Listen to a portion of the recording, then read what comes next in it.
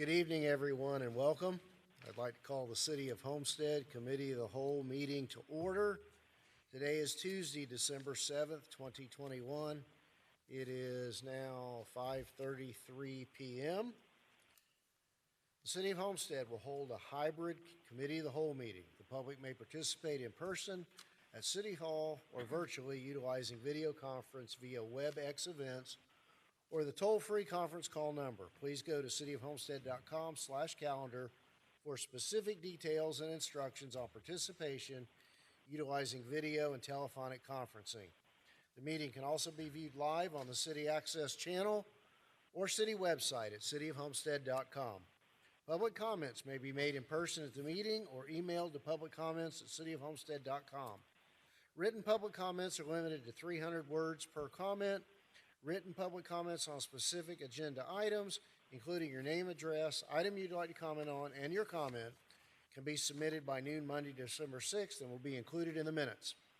Written public comments on general matters, including your name, address, and your comment, can be submitted up until 30 minutes after the end of the Committee of the Whole meeting and will be included in the minutes. Roll call, Madam Clerk. Councilwoman Bailey? Here. Councilman Roth? Councilman Fletcher? Vice Mayor Guzman? Mayor Losner? Here. Are there any additions, deletions, or deferrals, Madam Manager? No, Mayor, there are not.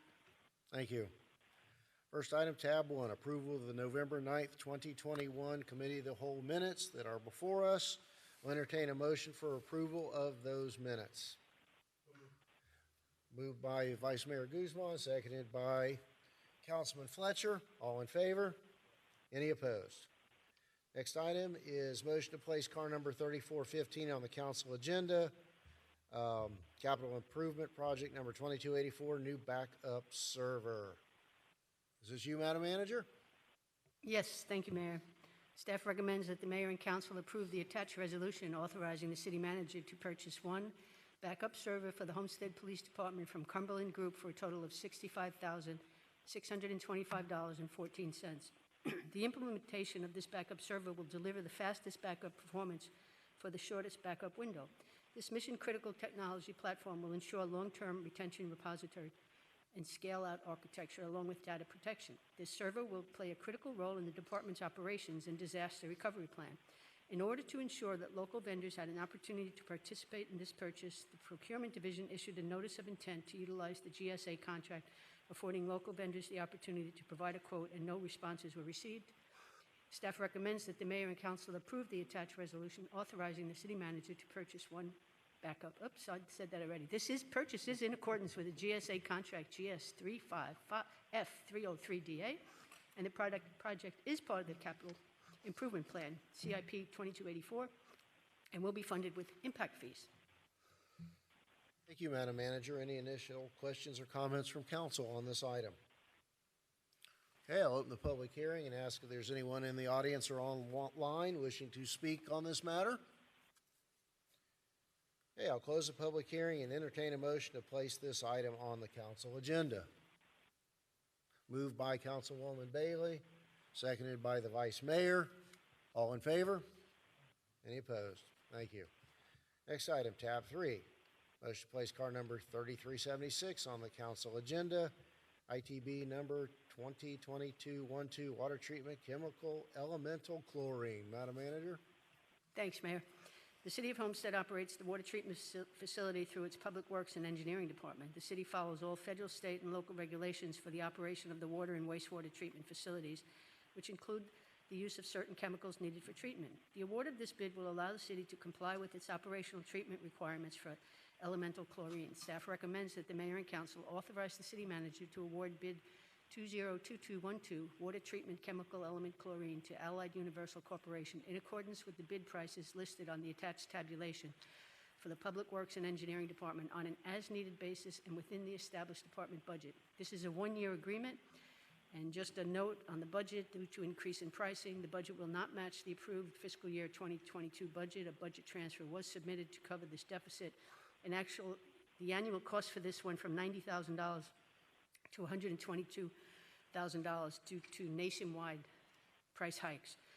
So, and also, we wanted a 2-year agreement, but they would only guarantee this price for 1 year. So this is a 1-year agreement.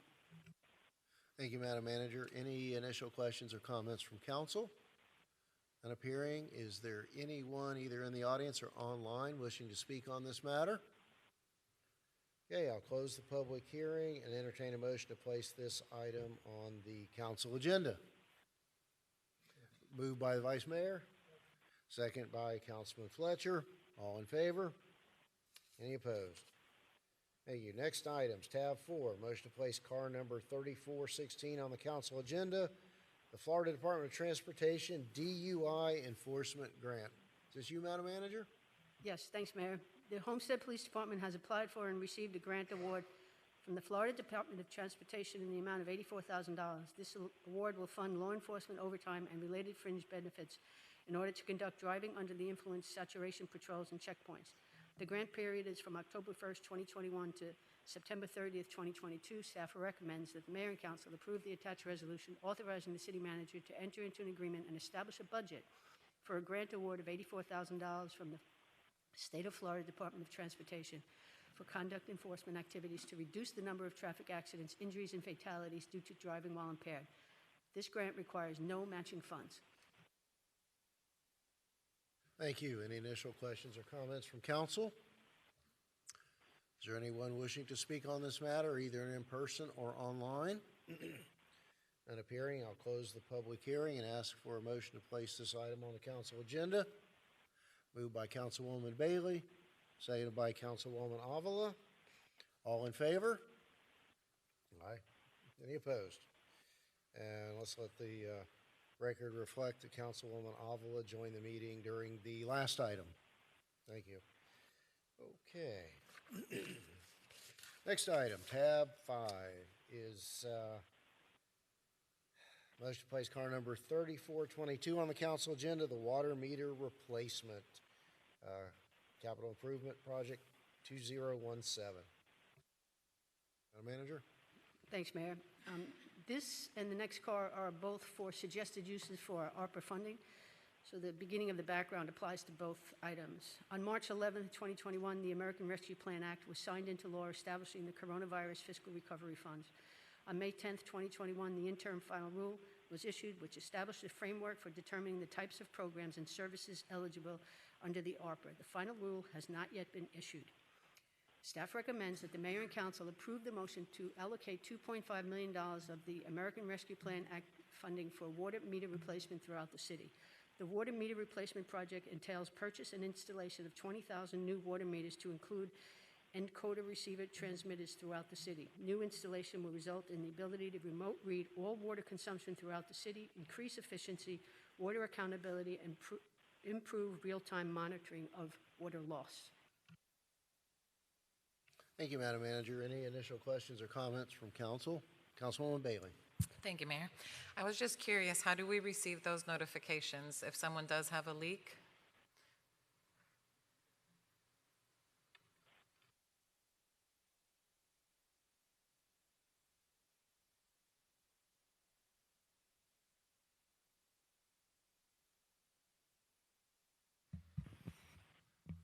Councilwoman, this is to replace basically wholesale. We're replacing 20,000 meters.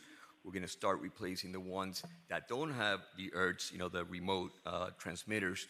And once we get those done, we'll start working with the oldest ones that we have that already have ERTs. We have about 10,000 that have ERTs already, but we're going to start working with those that are older. They're probably around 10 years old, start with those and work our way towards the newer ones to basically, by the end of this program, we will have all the water meters throughout the city will be ERT, which will be connected to remote access and remote transmitting of information. So it has nothing to do with whether there are leaks or not. On the contrary, these meters don't pick up leaks. They only pick up excessive water use on the resident side, but not on the system itself. So I was just curious if it offered us a better way to notify residents or businesses if they do have a leak, not that a month goes by before they get hit with a huge bill.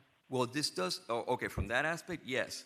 I thought you were talking about water leaks throughout our system, but through the home system, yes, since this has real-time access and real-time reading, if there's a spike, it's noticed obviously a lot earlier than if we have to wait for somebody to actually walk by the actual meter to get a reading. So the idea is at the end of the day, once the whole system is set up and it's in conjunction with the electrical meters as well, because the way these work is they communicate with the electric meters, and then the electric meters are the ones that send out the information to our main hub. So at the end of the day, once everything's installed, the idea is that yes, you can pick up spikes without having to wait a month to read get an actual physical reading of the meter. So yes. So do you think it's safe to say that we'd be able to notify any residents or businesses before they receive their bill? with these Eventually, new- at the end, with this, not immediately, because this will only impact the water meters, but once the whole system is set up and put in place, then yes, at that point, this allows that to take place. So yes. Oh, thank you. Especially now with the automatic payments and everything, any little bit helps to make sure nobody gets hit with a unforeseen bill. Absolutely. Thanks. Vice Mayor. Thank you, Mayor. I'd like to ask staff, how long before all meters are replaced? So what we're planning to do with this system, instead of using our own staff to do the installation, we want to hire a company to do that for us. Once we get the okay with this, we will get proposals from several companies and figure out which is the best way to go about it. And I'll get you a date at that time of which is the best system and how fast it's going to go. It's all a matter of how many crews the particular company that we hired to do it, how many crews they employ, because they can work independently. They're not relying on each other. So you have a crew basically of 3 would work together to install these meters. So however many crews we can get at one time, that would be what would govern how long it would take us to replace these meters. Is that it, Vice Mayor? Councilwoman Avila. Thank you, Mayor. Please bear with me. I have lost my voice, so hopefully it won't be too annoying to listen to me tonight. But I do have a question on this.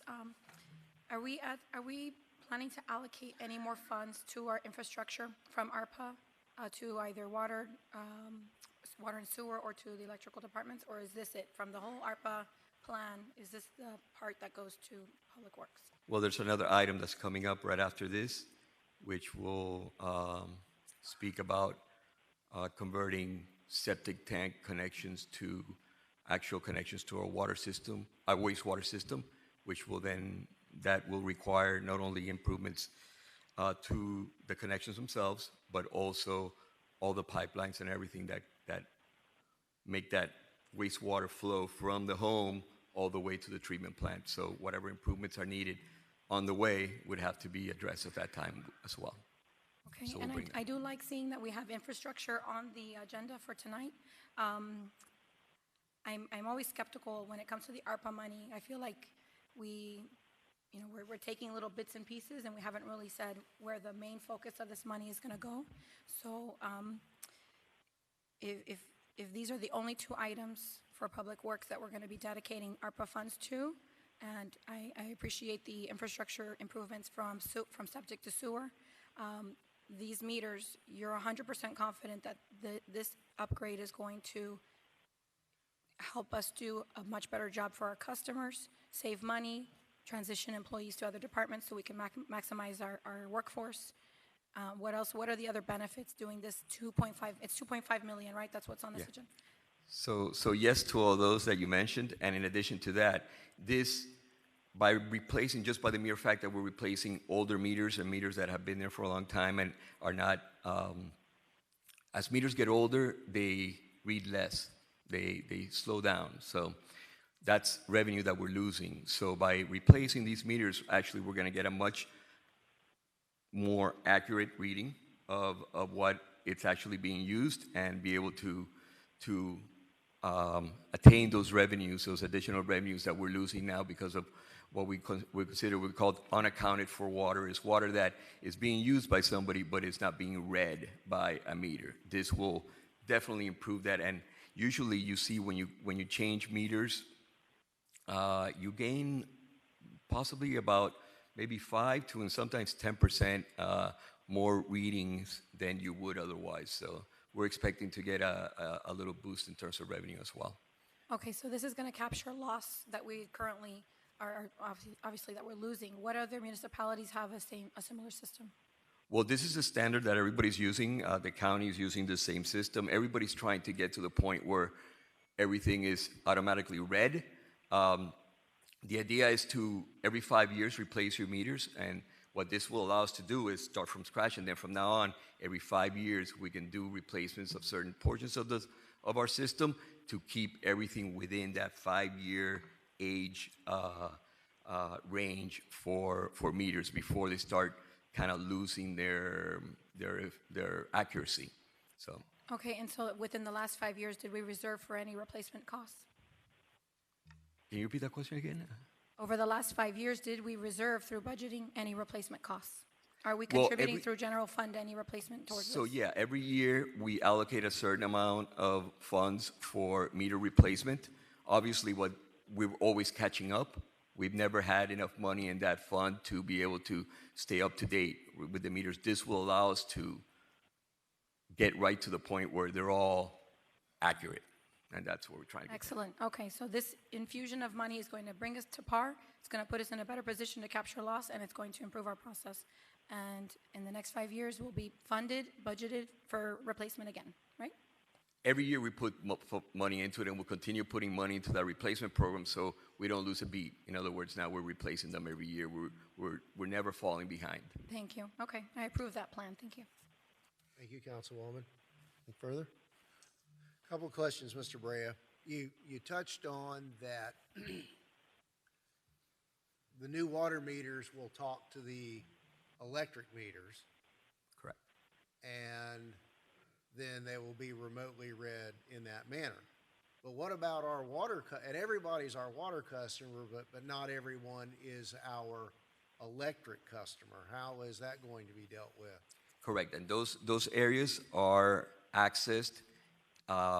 We would either install a remote receiver in an electric pole or some existing, or we'll install one to be placed there, which will basically what it does is it has a range of how much it can pick up.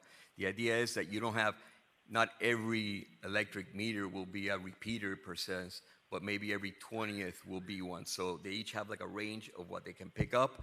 And when you do that, the reason you use electric meters is because that infrastructure is already there, right? So you don't have to be adding additional infrastructure to be able to pick up the data. So if there's a point where we get too far from the closest meter, electric meter or electric, remote access point, then we'll just install one to take care of whatever those pockets are. And now, do all of our current electric customers have meters that can accommodate this system, or are we going to also have to go out and buy new electric meters? Well, they're not finished with all the replacements that they have now, but they're in the process of doing that now. And what we're doing is basically just, in a sense, catching up to them, right? So, because they're already doing this work, they've been doing it for a couple of years, and now with this, we'll be able to catch up with them so that at the end of the day, it'll all be covered. So. Okay, so and that's been funded to retrofit. Yes, they've been using. Yes, they've been. Okay. That's been funded Yeah. from before. Let's clarify remote reading. Because in theory, we have remote reading now where our guys walk by the electric meter with a box in their hand or the water meter and don't have to bend over and open the water meter, and can just, come to the fence and wave. Is that what we're talking about? Or are we migrating to the end of the 20th century where hopefully we can have somebody sit in a room and read meters remotely? Okay. Under this system, are we still going to have people on the street physically reading meters in some fashion? It's gonna take some time to, you know, to go from where we're at now, where, like you said, we're walking with the meters in hand. They remote read, but they have to be like right next to them or just drive by in order to do it. With this system, the idea is at the end of the day, there'll be one person will press a button, and when that button is pressed, the whole city is read at the same time. Right now, what we have, and it's an issue that we've been dealing, since the beginning, since I've been here, is that we read water meters by zones. So during a month, some zone will get read on the first week, another zone on the second week, another on the third, and the fourth. So when you compare the actual water use throughout the city, what happens is you have only part of the city being read at one particular time. It's very hard to compare, from month to month, whether we're increasing our demand or, we know from year to year, but it's hard to do it from a month to month or a week to week basis. With this, you get real-time, instantaneous reading, so you read the whole city at one time. There's no longer, your meter's being read on the 15th, but yours is being read on the 21st, or yours is being read on the 28th, So what this does, it allows everything to happen at one time, and it helps out a lot with water loss calculations and all sorts of other things that we have to do when we report to the state and to the, to the feds regarding our water usage. And final question, I've got a comment, final question. Real world example. Probably 4 months ago, I had a leak on some outside pipes that I didn't know about until I got the notice by snail mail that I had an inordinate or unusual amount of water consumption. Okay, so it's all well and good to be able to instantaneously detect that someone has an elevated usage. Mm-hmm. What systems are we going to have in place to more quickly notify those customers rather than sending them a letter that's postmarked a week or 10 days before they receive it and water's still flowing? Is part of the system a means to electronically notify our customers? Well, that could definitely be added to this, and that's more of a customer service department operation. But the way it happens now is, since you get read once a month, really when we have like a off the mark reading, then it takes a while for us to realize it, and then of course at that point is when we notify the customer. In this case, you can get exception reports every time you take a reading, so you know immediately that, hey, there's a meter here that's reading twice as much as it usually does.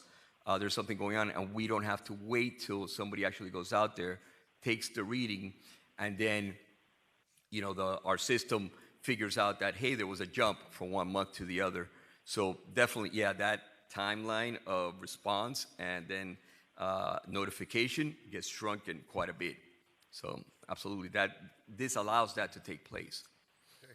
Good, Gary, because look, we need to have an email or a cell phone number for every utility customer so that they can be notified instantly rather than waiting for snail mail. It's all well and good to have this technology, but if we don't have that last mile connector, so to speak, it's not being utilized to its full extent.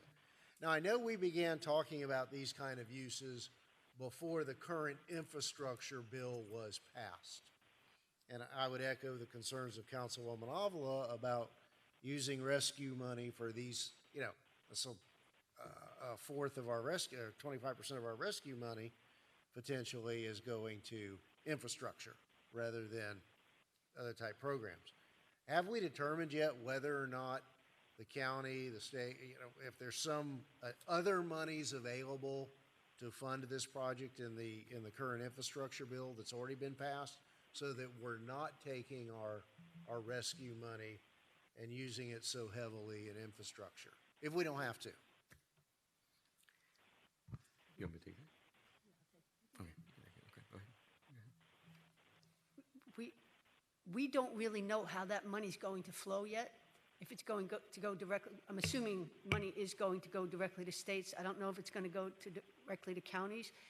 And I haven't heard any word that it's going to go directly to cities. We are hoping that similar to the CARE dollars, that if you were a city over 50,000 in population, that some of the money would flow directly to cities, but we do not have that information yet.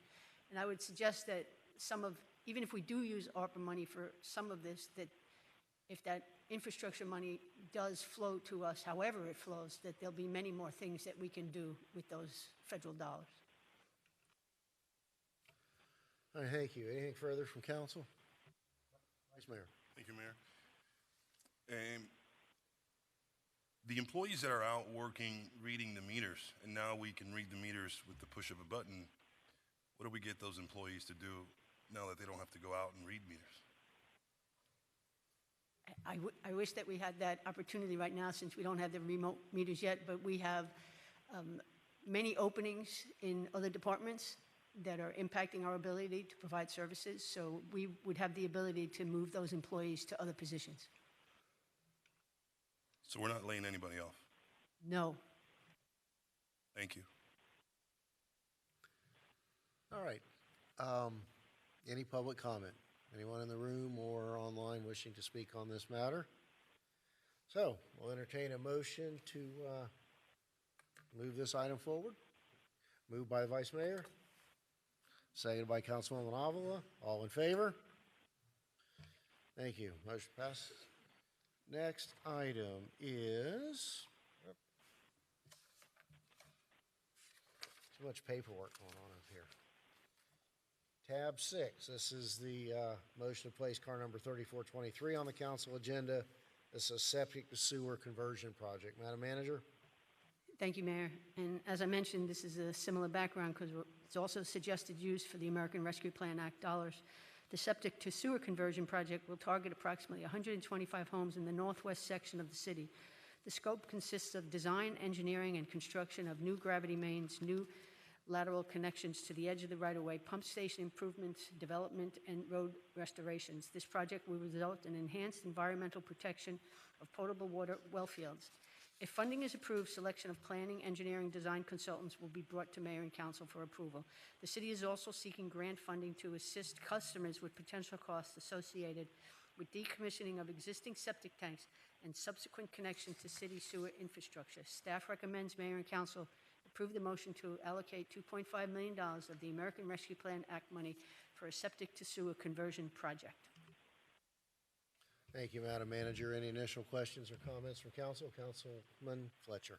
Yes, thank you, Mr. Mayor. So, having been part of this conversion in my previous life as a councilman 20-plus years ago, I know this can get very taxing and expensive for the homeowners that are going to be required to tie into the city services. Understanding, again, like my colleagues have stated here, that we don't want to spend all of the American Rescue Act money on this infrastructure, I think it's truly imperative that we focus our lobbyist attention on gathering this infrastructure money that is out there. And some of the things I was reading over the last day or two, there is going to be money that does flow directly down to our level. And we're a city of approximately 75,000 that we know of, probably a little more than that. When we're fastly approaching that 100,000 number, and there's only 350 towns and cities in the United States that are 100,000 people. So as we move forward, we need to focus on getting that federal money there, and we need to continue focusing on public safety as well, and using this money for expanding our public safety preferences as we move forward. That's all I have. Thank you, Mr. Mayor. Thank you, Councilman Fletcher. Any further initial questions or comments from council? Vice Mayor? Thank you, Mr. Mayor. Do we have plans to have all of our homes converted from septic to sewer? Yes, and this is the first step towards getting there. Right, we have approximately 30,000 accounts in our water and sewer department. Of those, there's about 1,500 that are still on septic. The idea, this will be the first stab at doing some of those, and as we get more funding, the idea is to keep adding more connections to our system. So at the end of the day, we'll get to a point where we'll be completely 100% a connected sewer system without any septic tank installations. What was the number that you said we have? We have about 1,500 throughout the city, mostly in the northwest area of our city. Everything else, I included a map in the packet, which shows the areas that are still in septic, and they're very small, they're very specific, and they're mostly on the northwest area. Yeah. Has staff also reviewed information on what septic tanks do to the environment and all the stuff that's going on with water quality that's happening from red algae and all stuff like that? Well, and that's why there's a big push now countywide to basically get the septic tanks decommissioned and have connections to a wastewater collection system that's a tight system, which is, what most of our city is. And that is, it's an issue that's throughout. The county's doing it. The county's actually right now in the process of doing the same thing we're doing. I think they're also allocating ARPA funds to do this as well to their pockets. In terms of affecting, for example, our water wells where we get our water, all the areas that are in the vicinity of our water wells have already been converted to septic, from septic to direct connections to our system. So those are taken care of. But what always happens is, as your demand goes up and you use your wells more, that cone of influence is what they call the wells, continues to grow, and it gets further and further away from where the actual well is. So what this, in essence, is doing is basically ensuring that in the future, we don't have to jump and take care of those right away. We can do them now before it would ever become any kind of issue. But right now, it's not an issue at all. So the 125 homes that are on this initial plan, you would use an easement on the backside of the homes to create that? Most of those, the locations that we're looking at, the sewer lines are in the front, in the street, in front. So we would connect to existing lines if they're available. If not, we would extend existing sewer infrastructure to run down the streets that are now 100% septic, for example, and then allow that connection to take place to the new lines that will be within our right-of-way. Is there any opportunity to utilize the work that's going to be done to potentially get electric lines underground? Or is that a completely separate type of project since we're going to be breaking up? Yeah, you cannot combine sewer lines or water lines with electric utilities. So it would not, the savings wouldn't really be there, not in big numbers, because you need independent trenches for each one of these. Even between water and sewer, you got to have a certain minimum distance between them. So you can't use, for example, let's say save and do one trench and put everything in one trench. You can't do that when it comes to specifically sewer. Sewer has to be separate from all other utilities. I was just thinking, since they're already going to be out there trenching, might as well utilize the same people. Mobilization, you can use the equipment. We'll take a look and see if there's areas where this is going to take place, that there's overhead lines, and talk to the electric department to see if there's any kind of savings for them to jump on and add that as one additional task that the contractor would do while they're installing. But these costs that we have here are basically very recent costs, because we contacted some cities that have just done this in the past 6 months, so we have very up-to-date numbers as to what it costs to do this, and it's very specific to the location. In some areas, we may not have to do any improvements to the pump stations that handle this additional flow. In others, we may have to. We may have to even maybe add a pump station here or there to take care of whatever this additional flow will entail. But we will get to that once we do the planning and the engineering, which, by the way, if this gets approved, then we'll come back to you with a contract, with a proposal to go ahead and start doing the planning and designing of this work with a particular consultant that we have on our list. Thank you. Any further from council? Yeah, again, the septic to sewer is one of our county mayor's, ultimate priorities, has been from day one of her administration, and I think, this type of project falls squarely within some of that infrastructure money and county assistance. I'm concerned about, look, you're talking about 125 houses costing $2.5 million, and there's about 15 times that amount remaining to do. I mean, we're talking probably 10 times, yeah. realistically $40 million At the end of the day, yes. to get it all done over who knows how many years. And I think there are going to be other pools of money. And I'm going to support this going forward because I think it would be helpful for us to have the planning and design done Correct. when we go to other governmental entities to ask for that assistance. I think we'll be that much further down the road. My final question is you talk about 125. Are you at liberty to pinpoint the first neighborhood that we're looking at? Not yet. Again, we're going to try to get as much bang for our buck. We may be able to do more than 125. We're using an average of around $20,000 per home as just a very rule of thumb, average cost of what it takes to convert neighborhoods from septic to connections. But we'll try to take advantage during the planning design. We'll try to take advantage of, hey, if there's a pump station that has some additional capacity that's not being used, we may not have to improve that pump station. We can save some money on that and put it towards doing a couple extra homes, So the idea is to maximize our number of homes. We're looking at the northwest quadrant because that's where pretty much all of the remaining pockets of septic tank locations are at. So that's where we'll start, and we'll work from there and see how many pump stations are impacted, et cetera, to try to get, again, our biggest bang for the buck. Are we privy to any studies that demonstrate, for example, that, let's say, the homes on septic tanks east of the highway are clearly the most immediate threat or are now polluting the bay versus those west of Chrome Avenue as we plan for this to, assuming that it is an issue, to hit the hot spots first as well?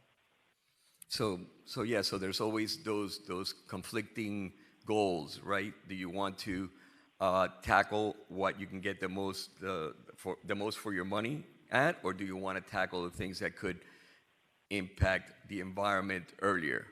I think we're at a point where all these pockets are, they're fairly close to each other. I don't think either one is going to be more or less of an impact to the environment from that point of view. All the readings that we have wells throughout not us, but Durham has wells throughout the county, including the city, where they're constantly monitoring how the water quality, the readings of water quality from our city all the way to the bay, right? So they have these ways that they can graph out and see exactly how we're doing. And again, we're very lucky that in our neck of the woods, we are in very good shape when it comes to that. Our water quality is much, much better than the wells that the county is using for their raw water, wells. And they're just maybe, 10 miles north of us. And our water quality is much, much better. We require much less treatment than they do. So we're doing very well from that point of view. And I think the gradient of water quality from our city all the way to the bay is pretty much very even. It doesn't degrade at any point. So we're in good shape regardless of which one of those pockets we choose. I think we're in good shape. So we'll be able to look at that. But again, we'll let the engineers tell us. They have all the latest and greatest information, and when it comes to that, and they'll let us know what they feel from both points of view, from a money point of view and also from an environmental point of view. Thank you. Anyone in the audience or online wishing to speak on this matter? None. I'll close the public hearing, and I'll ask for a motion to place this item on the council agenda, the septic to sewer conversion project. Move it. Moved by Councilwoman Avila, seconded by Vice Mayor Guzman. All in favor? Any opposed? And we'll let the record reflect that Councilwoman Faircloth Staggers has joined the meeting. Thank you, welcome. All right, next item is motion to place car number 3425 on the agenda, council agenda, the designation of Southwest 162nd Avenue from 328th Street to Southeast 16th Street as Kathy Diaz Street. Madam Manager? Thank you, Mr. Mayor. And there's actually two items in this regard. This one with respect to this application that was pending, and also the next item is with regard to the process that the council asked us to look into. With regard to this item, on July 23rd, 2021, Demori Lopez Perez submitted an application to designate a portion of Southwest 162 Avenue from Southwest 328th Street to Southeast 16th Street as Kathy Diaz Street. Upon receipt, it was determined that the process for street naming provided for in Resolution 2007-02-15 refers to a board which no longer exists. As such, city staff sought direction from mayor and council at the November 9th, 2021 Committee of the Whole to designate an alternative board to fulfill the role. The mayor and the city council directed staff to research a new process and, in the meantime, perform an administrative review of the pending application. The pending application includes the following findings. Ms. Diaz was a founding staff member of Gateway Environmental K-8 Learning Center and served there for 11 years.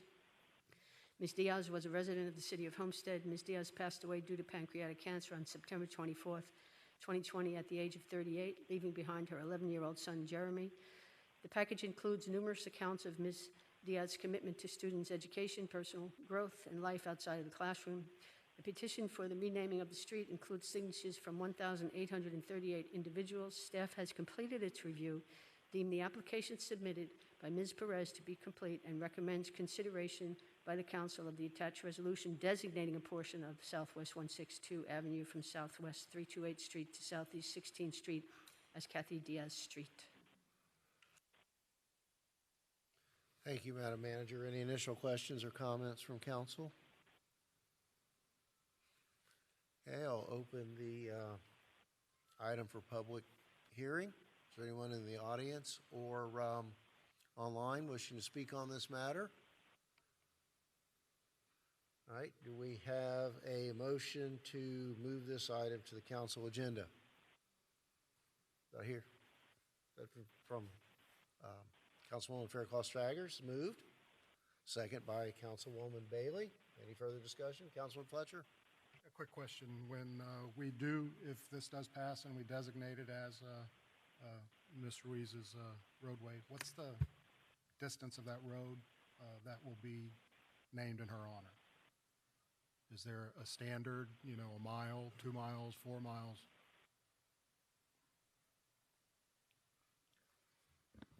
I don't have that number off the top of my head, but we can certainly provide it to you. The specific request here from the applicant was to name it from Southwest 328th Street, which is where Gateway K-8 is, up into Southeast 16th Street, which is where Ms. Diaz's residence was. Just something to think about for future reference as well, because we have several different named roads throughout our city and the county, and I know some of them have specific distances. So that's all I have. Thank you. All right, Councilman Fletcher, I think that in the future, as and I've had some discussion with staff about creating some more precise criteria in the future. We've reestablished the process. And that may be, I feel that's, your concerns are something we should address, in the future as we go forward with that. So it's been moved and seconded for approval. All in favor? Any opposed? Thank you. I know I think there are several in the audience tonight who have been proponents of this, and thank you for your hard work and efforts in that regard. Okay. Next item is tab 8, motion to place car number 3418 on the council agenda, the process for naming, renaming, and co-designation of streets. Madam Manager? Thanks, Mayor. As I mentioned, in addition to reviewing the application that you just voted on, council also asked us to look and see what the county does for their process and to suggest a process. So the county process for naming, renaming, and co-designation of streets requires the approval of a resolution sponsored by the district commissioner where the street is located. Streets may not be named after living individuals except under special circumstances and as provided in the county code. A report including pertinent information about the person or organization to be honored and the location to be named, renamed, or code designation must also accompany the resolution. Staff is recommending a similar policy in which individuals may use an application to prepare a detailed report for consideration by the mayor or city council member in whose district the street to be named, renamed, or code designated is found. If the mayor or city council member desires to sponsor the application, it would be reviewed by the Historic Preservation Board prior to consideration by the city council as a whole. The Historic Preservation Board will review applications against the criteria set out in the city policy. Staff recommends that the mayor and city council approve the attached resolution, providing a process for naming, renaming, and code designation of streets within the city of Homestead. Okay, thank you. Any initial questions or comments from council? Councilwoman Bailey. Thank you, Mayor. I think that the county does have a great framework. I think one thing that I would like to see, because I feel like once we open this up, we might get quite a few. I just want to say what a moving compilation of children's drawings and letters from staff members. For anybody that knew Miss Diaz, that was a tough one for me to read and go through the entire car. So I think we need to look at the length of the street. I think that's a good point. That would help probably put a fee, because I'm assuming that it's how many signs are along that trail that's going to say how much that application would be. And those were the only two things. How often could we receive these applications? Is it 1 per month, 2 per year? I think that's something that we might discuss first, and then the length of the road. Thank you, Mayor. Thank you. Councilwoman Avila. Thank you. Can you hear me? Yeah. Has any of the council members sponsored this particular name change request? And is that part of the process that we're going to be considering? Yes, Councilwoman, that's the process that we're suggesting, that going forward, that a council person would make the recommendation and sponsor it. Okay, and the one we just approved, was there an official sponsor on record for that one? No, there was not. And that was in whose district? Whose district is that street? Villages, I believe, Councilman Roth. Okay, all right, thank you. So, anything further from council? Councilwoman Fairclough-Staggers.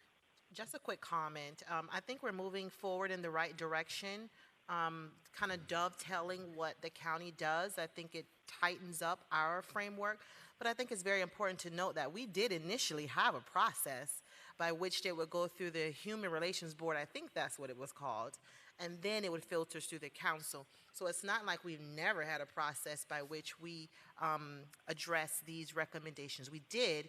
That board was sunset and changed to the Homestead, Florida City Community Relations Board, and it didn't make sense to have it filtered through that board. That is why we're here with this process. So I want the public to know this is not something we've never done before. We have. We're just changing the process, and I think it's a move in the right direction. Thank you. Thank you, Councilwoman. All right.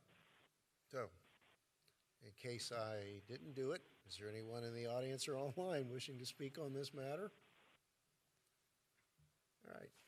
Did we have a motion on the floor? Moved by Vice Mayor Guzman, seconded by Councilwoman Avila. All in favor? Any opposed? All right, thank you, staff. All right, next item is tab 10. No, I'm sorry, the tab 9. Car number 3417, Homestead Stone Crab and Seafood Festival. Madam Manager. Thanks, Mayor. The Homestead Rotary Club is requesting a presenting sponsorship from the City of Homestead through the use of the city's logo and advertisement in order to help promote and produce the 4th annual Homestead Stone Crab and Seafood Festival, which will be held at the Homestead Sports Complex on March 11th through 13th, 2022. No direct funding is being requested by the Rotary, which will be paying a $1,000 special event rental fee as required by code. As part of the city's sponsorship, the city is providing generators, 3 part-time employees for trash removal, and access to a water connection for vendors. In addition, the Rotary has offered to donate $3,000 to the city's Parks and Recreation Department.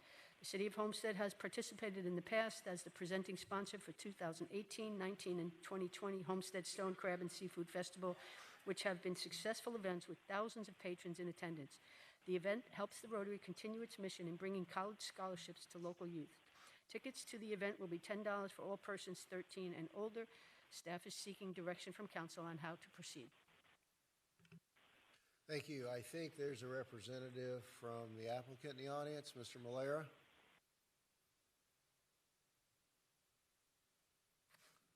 Anything to add, Mr. Malera? Well, come on up in case council has any questions for you, and then we'll let you get out. Any questions or comments from council on this matter? Vice Mayor Guzman. As a fellow Rotarian, I'm going to give you my full support, and I think the Homestead Seafood Festival is a phenomenal event, and I want that to continue year-round in the city. Thank you. Thank you, Vice Mayor. All right. Any other questions? Councilwoman Fairclough Staggers. Not a question, just a comment. I think this is an amazing community building event for the city of Homestead. It definitely reinforces pride of place.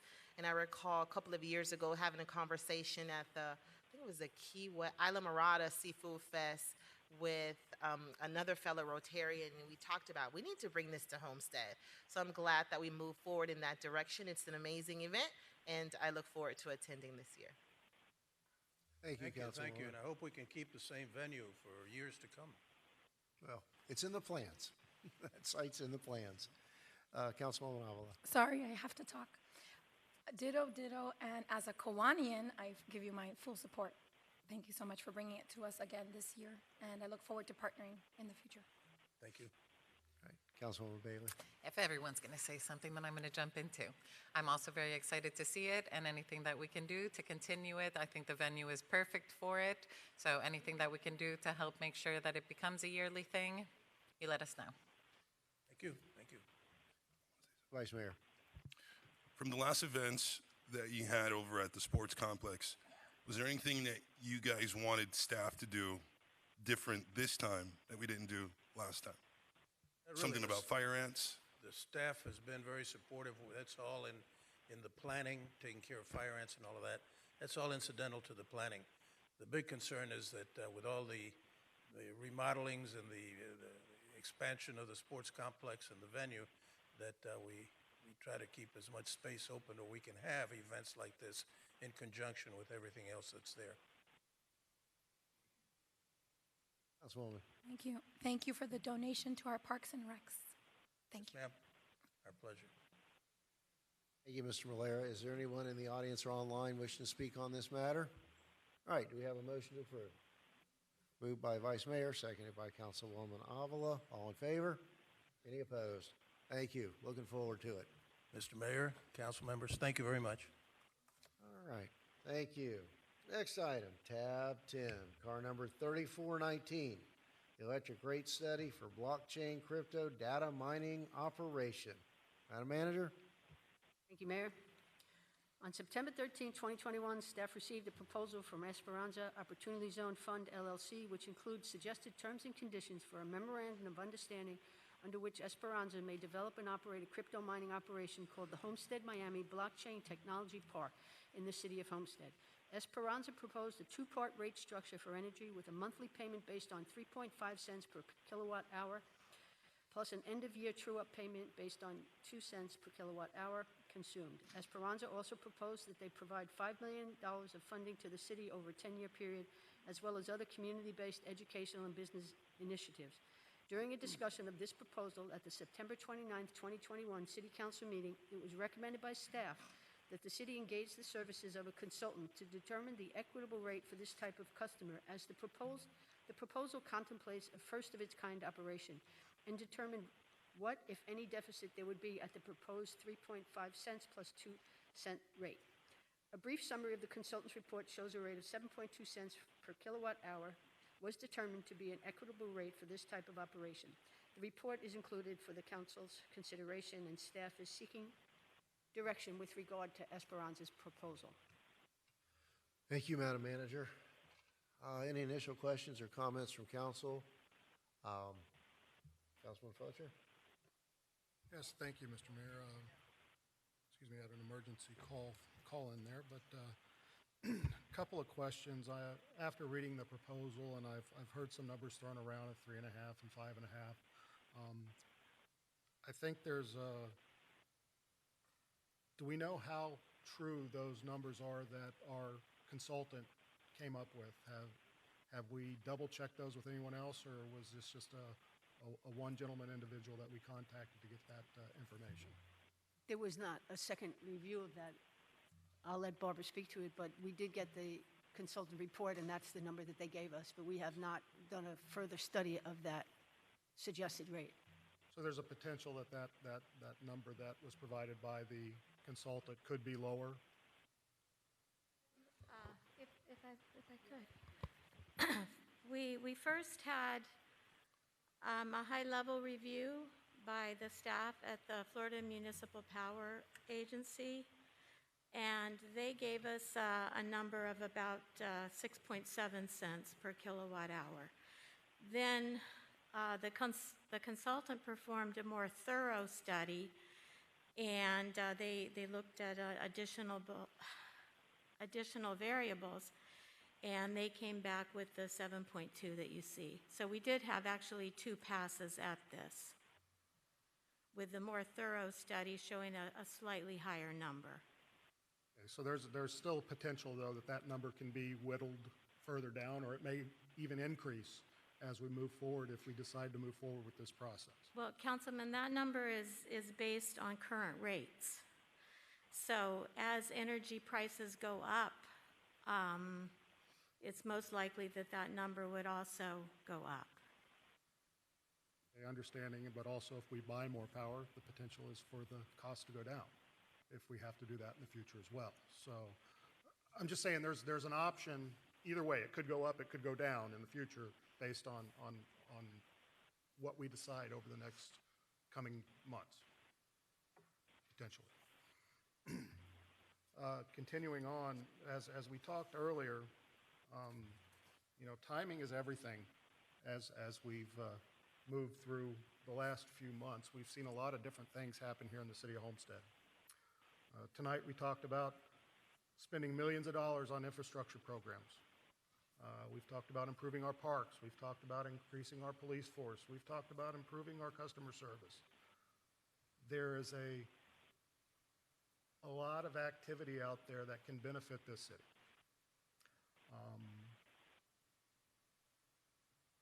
We're speculating that we're going to spend this ARA and infrastructure funds on these items, but the potential is out there for us to possibly utilize the blockchain to help the city come up with some funds in the future. I believe that we need to continue to discuss this item. I would like to see staff work with the applicant and come to us with an agreement on whatever that number is here in the next 30 days or so we can move forward and stop kicking the can down the road. I want to think about the possibilities of the blockchain in general. The city of Miami has their own Bitcoin. Austin, Texas, New York City. We could have our City of Homestead coin, and we could be the only city in the United States that mines it in our city limits. They purchase this from outside. So there's a lot of opportunities here, and these potential funds could be a tremendous windfall for the city of Homestead and our current budget. The things we want to move forward with, the parks, the huge park program that we want to build out at the new facility. I think it's very important that we take the bull by the horn and let's move forward with this now. We give staff direction to go out there and make the best deal possible with these folks. So I would offer that in a motion and for further discussion with my colleagues. Thank you. Thank you, Councilman Fletcher. Councilwoman Avila. Thank you, Mayor. Sorry again. It is time to negotiate We've gotten our consultants to give us some information. I haven't heard anyone on this dais give any reference to being opposed to the idea of blockchain. I'm not making a commitment, or don't obligate me to making a decision, but I want to see negotiations start. And I would like to see negotiations for the community benefits to actually materialize into something capital. You know, we're investing in something invisible. I want to see something actual physical, right? Like maybe give me some more gymnasiums on my YMCA property. We need that. We have a lot of demand for physical improvements within our parks and recs. You're going to probably get tired of me here saying it, but that's where we need to invest our money. So I'd like to see this come back to us January, and it needs to be a win-win. I got scared. 3.5 cents. I don't want to see that number. Make the number look bigger. Make me see the real. And I told you this earlier today. Make me see the numbers the way that they're really going to impact us. Because 3.5%, it's not. You're not going to get my vote for 3.5%. 3.5 cents. Sorry. So I'm going to rest my voice for now. Thank you. Can we consider that your second to Councilman Fletcher's motion, which Councilman Fletcher, correct me if I'm wrong, your motion was to direct staff to negotiate with Esperanza. Is that correct? That's correct, and bring the product back to us for review. Thank you. I think I saw some other hands wanting to say something, so I don't mind seconding it, but I think there's discussion right now. Councilwoman Okay, Fairclough thank you. Staggers. Wow, we're moving fast tonight. Let me weigh in here for a little bit. Okay, so my initial question is, because of the covenant that we have with the FMPA, what does that mean for the city if we agree with this potential rate structure? What implications does that have for us, considering that covenant with the FMPA? I'll speak to that. I think we'd have two-tiered layers of review for any agreement that we'd reach for the sale. One would be with the Public Service But Commission. You sound a little muffled. I'm sorry. Better? Okay.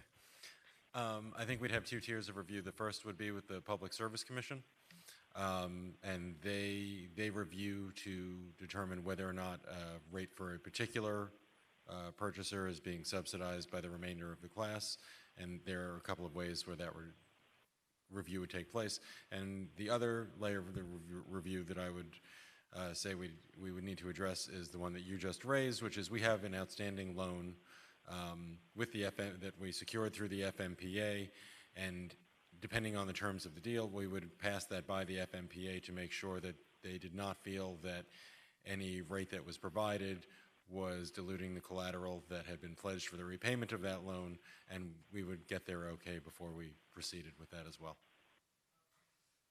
We definitely need to keep that at the forefront of our conversations if this does move forward to negotiate, because we don't want to, damage or hamper our relationships or our covenants with the FMPA. We have a great long-standing relationship with them, and I don't want that to be impacted by any decision that we may make moving forward with this, if that is the case. Just some comments.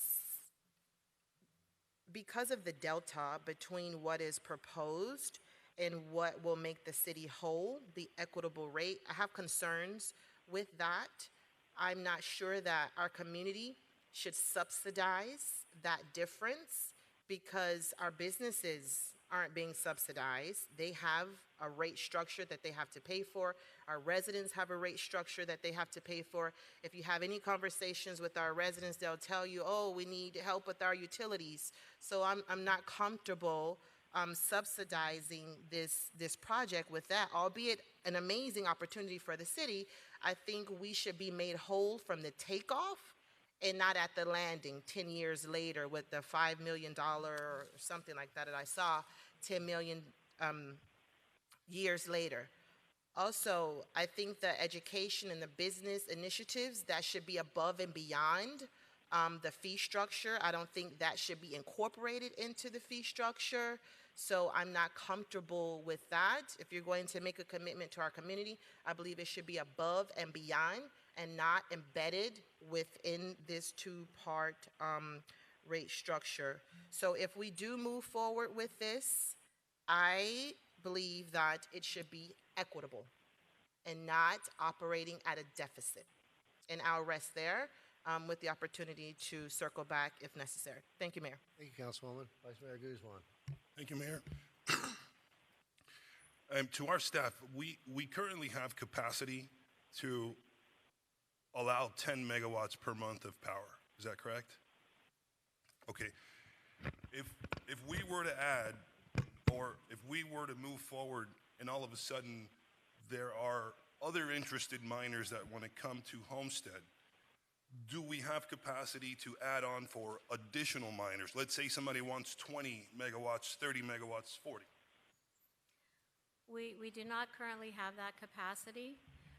We do have an obligation to provide electricity to any business or homeowner that comes into the city and requests to be provided with electricity. We have an obligation to provide them electricity.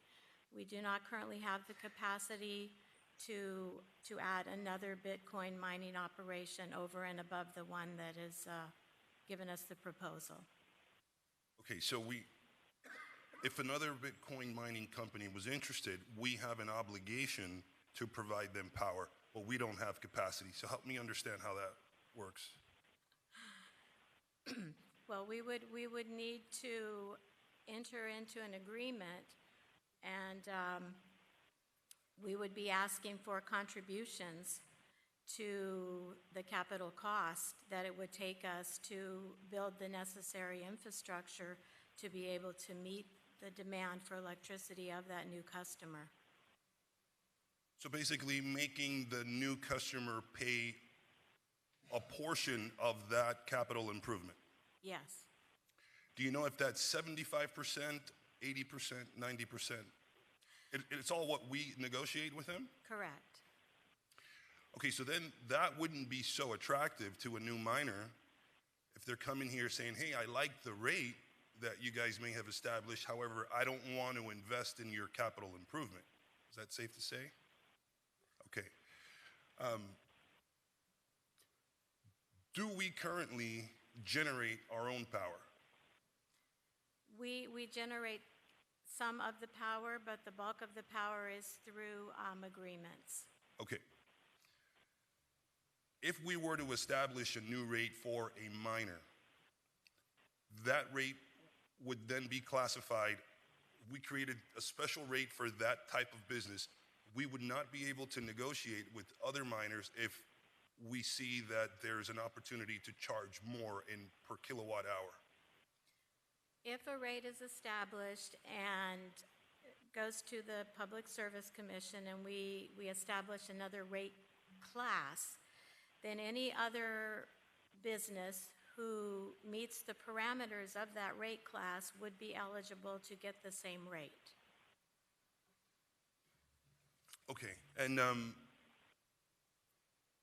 what I would like to see is we enter into an agreement with a partner that makes a capital contribution to upgrade our existing system so that one day we may not have to be relying on any of the other energy companies that are out there and we could be self-sufficient. That would be a win-win in my eyes.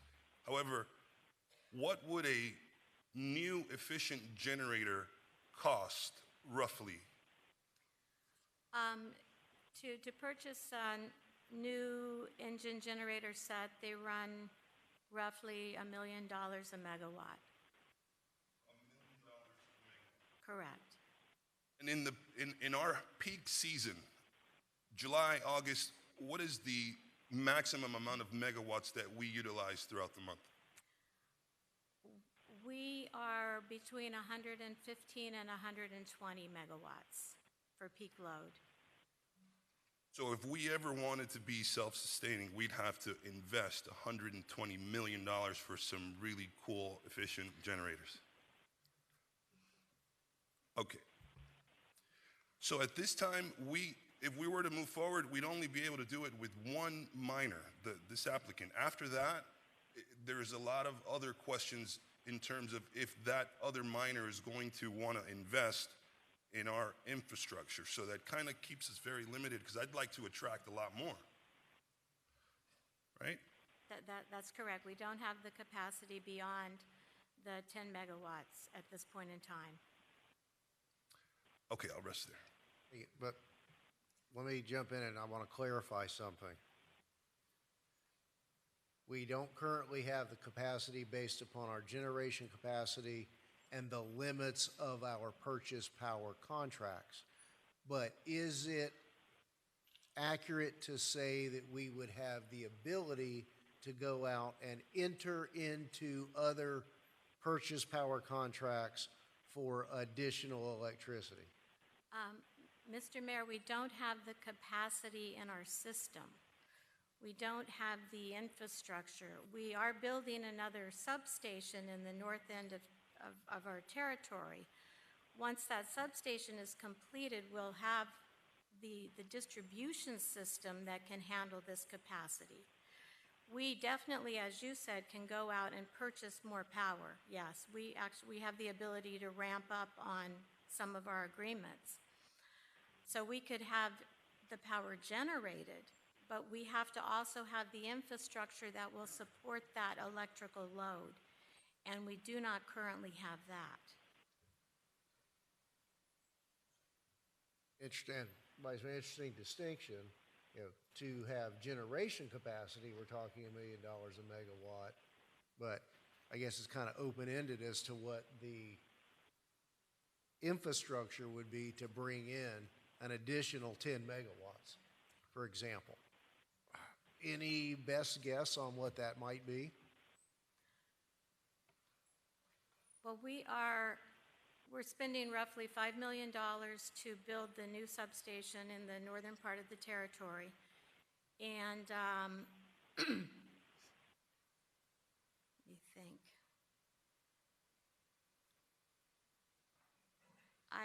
If I could get back to you and tell you how much capacity that will add, I'd prefer to do that rather than to do a guesstimate here.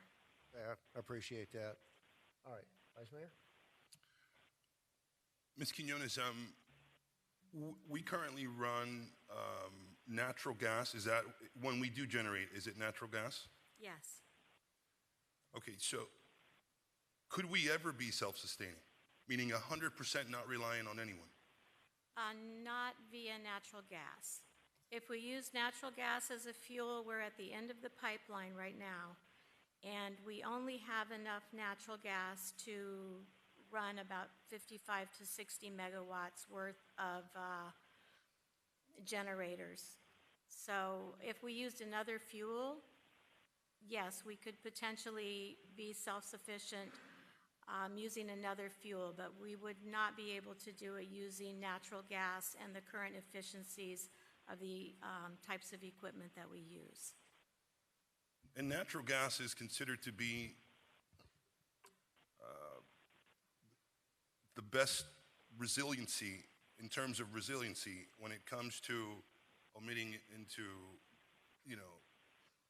global warming. Natural gas is the next best thing other than hydro. It's fairly clean, yes. So we can only get up to 55, we can get, which is half of the capacity that we use at our peak. That's the best we could do with what we currently have. With our gas supply, yes. Okay, thank you. Councilman Roth? Thank you, Mayor. I don't know if maybe somebody from staff can answer this question. In the report, if I read it correctly, any deficits, and I think maybe somebody else up here mentioned it also, any deficits that we create through blockchain power supply would be passed along to all of the other electric utility customers. Is that correct? Well, if we have to have our revenues and our expenses match as an enterprise fund. So if the revenues coming in are not sufficient, we would need to adjust the revenue stream, which is from the different rate classes of customers. So that would mean that any block mine or blockchain technology that came in and wanted to buy power from the city, and we gave them a rate that was less than the cost to produce that power and whatever other costs are involved, then every other customer in the city would get their utility bills raised to cover those expenses. Is that correct? There's a possibility. Okay, so when they make an offer of 3.5 cents and others have said we need 6.7 to 7.1, that's about half of what others are saying we need. Under that scenario, would we be passing the expenses on to other customers? Again, we have to match our revenues with our expenses. So the answer is yes, we would have to pass those deficits on to every single other customer in the city of Homestead and outside the city that subscribes to our utilities. So I think If there was a shortfall, it would need to be covered. right. So I think we really have to consider if we're going to allow negotiations to take place, that any agreement that we come up with does not affect any other customer in the city. I wouldn't want to go out and buy a Cadillac and have my neighbor pay for it, which is essentially what they're asking us to do. So that's kind of how I feel about this process right now, that unless there's a way to offset the burden and the cost to our citizens and people who subscribe to our power outside of our city, that this cost does not get passed on to them. Thank you for my time, Mayor. Thank you, Councilman. Councilwoman Avila? Thank you. Yeah, I just want to say that what Vice Mayor, Councilwoman Fairclough-Stacker said, I agreed 100% with this, and what Councilwoman Roth echoed, I agree as well. That's a win-win situation, or at least there's a no loss in that situation. We need to make sure we're made whole and that the residents are not negatively affected by it. But Vice Mayor Guzman, you bring up a valid point. Is this like monopolizing the utility space here? But with regards to my future visions or our visions for adding density to the downtown and residential units there, is there going to be enough power for those units? Ms. Quinones, please help me understand. Well, we have planned for the additional growth for residential and typical commercial. This proposed customer is something we hadn't contemplated. And so yes, we have planned for 10 years out for load growth, for electrical load growth for our typical residential and new business customers. We would have to adjust our forecast and adjust our model if we begin attracting additional very, very large customers. Currently, our largest customers are the track and the hospital, and they both run about 2 megawatts at peak. And so this, a 10 megawatt load is, again, something we hadn't contemplated when we did our 5 and 10-year forecast. And we would have to revisit those and make a change in plans. Right, so, I think we need to have an analysis as to what would the negotiation have to look like in order for all these boxes to be checked? And either they come back with something for us to consider or they don't. And then as Councilwoman said, community benefits over and above, not embedded. So I'm happy to continue the conversation. Let's start to have those negotiation talks and see what comes of it. But again, I'm not making any promises at this point. Thank you, Councilwoman. Councilman Fletcher? Yes, thank you. I just want to be perfectly clear that my motion stands on us having the discussion and there be no additional cost to the ratepayers in the city of Homestead. First of all, the Public Service Commission wouldn't allow that to happen to begin with, I don't believe. So as we move forward and we have these discussions, This is a net zero gain or loss, basically, when it comes to the cost of power. That's what I'm looking for. And I think that's something that we can look towards and have an agreement with. And then we start talking about the community benefits side of the house and what else we can do for the citizens of Homestead. So that, I want to make that perfectly clear. And I'm all for us looking at future ways of, developing our own internal power for the future growth. But let's also make this very clear. The 10 megawatts of power that this applicant is requesting isn't going to happen tomorrow. This is going to happen in stages. So we have time to do some planning if we're able to move this forward. Again, it's got to be a win-win for everyone, I believe, but more so for the ratepayers of Homestead. Thank you. Thank you, Councilman Fletcher. Vice Mayor Guzman? I'd like to hear from the applicant, and maybe they can explain a little bit about what their intent is. I was getting to that. If there's nothing further at this point from council, Mr. Malaya, come on down, as they say. First of all, thank you, Mayor, council members. It's a pleasure to be up here with you. Honestly, it's a very exciting project, and I appreciate every single comment that's been made. I think we take it to heart, and in many ways, we're of the same mindset. Our priority when we started talking to the city, and we had great meetings, the staff has been fantastic. I can't give them enough credit for wanting to be helpful and sharing as much information as possible.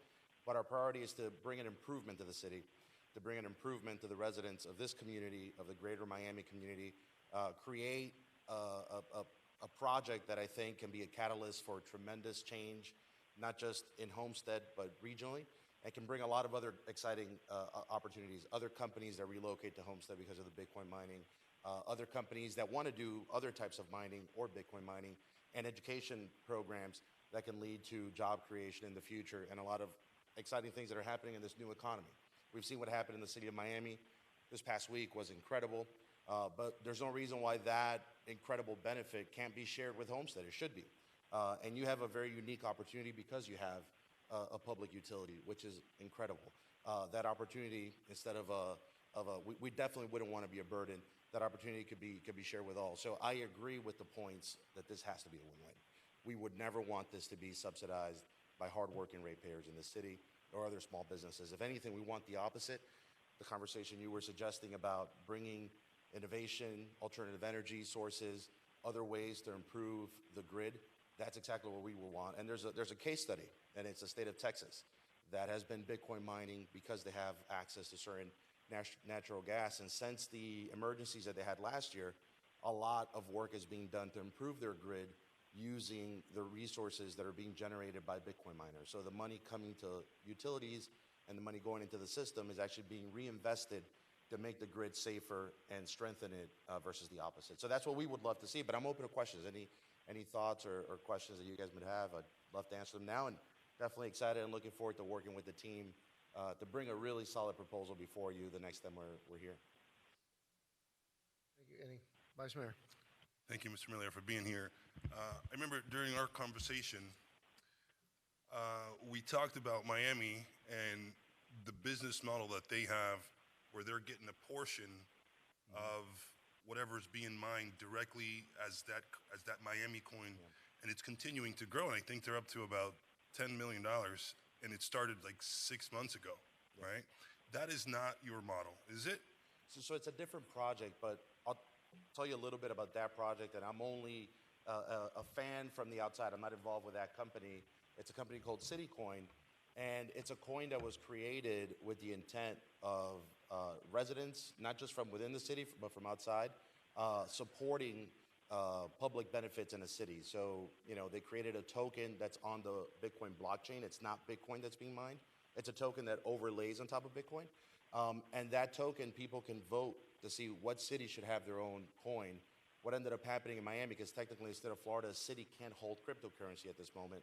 The cryptocurrency is being held in a wallet, and 30% of whatever's minted, whatever's created, is going to be given to the city. I believe Mayor Suarez said he's going to wait 6 months before they receive it. One, to create the right policy, the right public benefit plan, similar to what the discussion we're going to be having here in the future. And secondly, to make sure that all the legal requirements are checked off. The city council agreed to accept the funds when they're ready. And I believe that's up to $30 million, potentially $10 million of that going to the city. Only 2 other cities have adopted city coins, New York City, but the city council hasn't acted on it. I think upon the election of Mayor Adams, a signal was sent to the community that there's going to be a crypto supportive mayor, and so the residents, public citizens acted and said, we want New York City coin in Austin. So something similar could happen here, where a homestead coin could potentially be created. Now, the mining of that and what we're doing are somewhat different, but what I will say is, once you create an ecosystem, once the city is actually mining, being the first city in Florida, especially here in Greater Miami, it'll make it easier to have something like that overlay. And really what it does is that it creates its own ecosystem where people can use the technology to develop their own apps. They can use it to develop their own art projects, NFTs, which is a big thing on that. People can buy those artworks. It gives a lot of flexibility to people in the economy to exchange services and goods with each other using this asset. And a lot of it is also focused on going, for example, to nonprofit organizations. So it's a really cool ecosystem, but these are the kinds of things, to your point, that can exist once we develop that mining operation. Yeah, it's like a secondary Would be thing, a right? secondary. Yeah. It wouldn't be what you guys would be interested in, because you guys do something completely different, which is mine Bitcoin and Ethereum. Just Bitcoin. Just Bitcoin. Yeah. Thank you. Yeah, thank you. Thank you. Well, yeah, to bring it back home, we're here tonight because your organization presented a proposal, and this council directed staff to go out and let's analyze, where do our numbers fall in relation to your initial proposal? And quite simply tonight, we know what our numbers are. Staff has heard our concerns. You've heard our concerns. And we've heard your assurances that you're going to address our concerns. And the motion has been made and seconded to move forward with a negotiation. I think we all understand what those negotiations and what a final product needs to entail that comes back here. And we're probably going to need to have some further analysis on a residential build out as what, you know, how are we going to supply those new units? Are we going to have the capacity to supply a project at the old City Hall site, or the density that we read in the press is coming to the old trailer park site on South Chrome Avenue? Those are all tied into this. But for the moment, I'd say let's go negotiate. I think we're all here in good faith and ready to make that effort. So there's nothing further then. Vice Mayor? The only part that makes me feel a bit uncomfortable is the fact that we don't have capacity for any other miner after you. It kind of stops us right here. So when we want to attract, which is what we all up here want to do, is attract business. I'd like to go out and shout, hey guys, everybody come here, but I know that it's not possible. So that's one of the things that I'd like to see the money part. Well, that's good. That's what negotiations are. That's what we'll do, right? So the capacity is what's got me held up here. Yeah, and I think that is an exciting perspective, to be honest with you, because I do think that others will want to mine in the United States, in Florida, in Homestead, for a number of different reasons. I think that's where you start to get into the business side of it and the decisions that the utility has to make, but I think that's where leadership also from this board is going to be critical, because you could determine how that shapes out over time.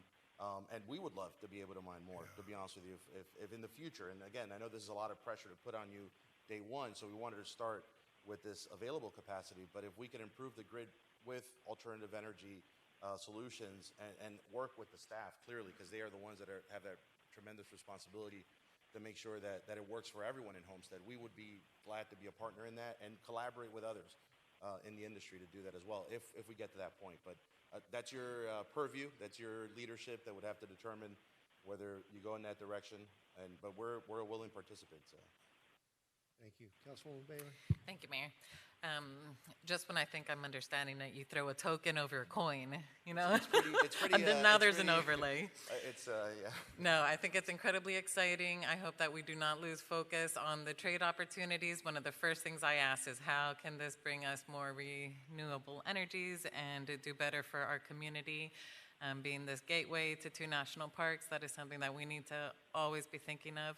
So I'm really excited. You know, hopefully during negotiations, we can figure out some fail-proof ways, especially navigating the first couple years, that we make sure that that does not go over to our residents, and I think it's going to be a great opportunity. Thank you, Mayor. Thank you, Councilwoman. Councilman Fletcher? One final note, Mr. Mayor, if we could, if we start moving tonight, if we go with an agreement to start this tonight, how soon can our city staff and your folks get together? Again, timing is everything. The prices are very, very volatile, you know. They swing 10 to 20% in a week's time period. So timing's everything on both sides. Can we get like a weekly update provided to us on where we stand with the negotiations? Sure, and we can meet whenever is convenient for you, and we're all available. I mean, obviously, the holiday's coming up. If we're going to meet, we should meet soon for the first time, and then we can take it from there and keep you updated. Thank you so much. I'm extremely hopeful for a good outcome with this, but let's see where it goes. Thank you. Thank you, Councilman. Vice Mayor? Thank you, Mayor. Ms. Quinones, a very efficient new generator, what would that, how many megawatts would that produce?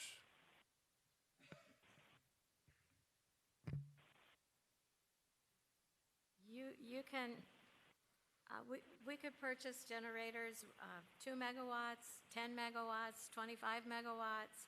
The larger they are, the more efficient they are. But there are a whole lot of different sizes. Well, I'll be coming to you to see how we can get to that number 55 megawatts as quickly as possible. Great, we'd welcome the visit. Thank you. I say let's let the next mining company that wants to do business here, let them buy the generator. That's how you get it. All right. There's nothing further then? Yes. Yes, Councilwoman. Sorry. You We are said hard, you and I'm couldn't going to try to talk. save some voice for you later. Okay, just things that are coming to mind. I really want to see some good out clauses in the contract for us.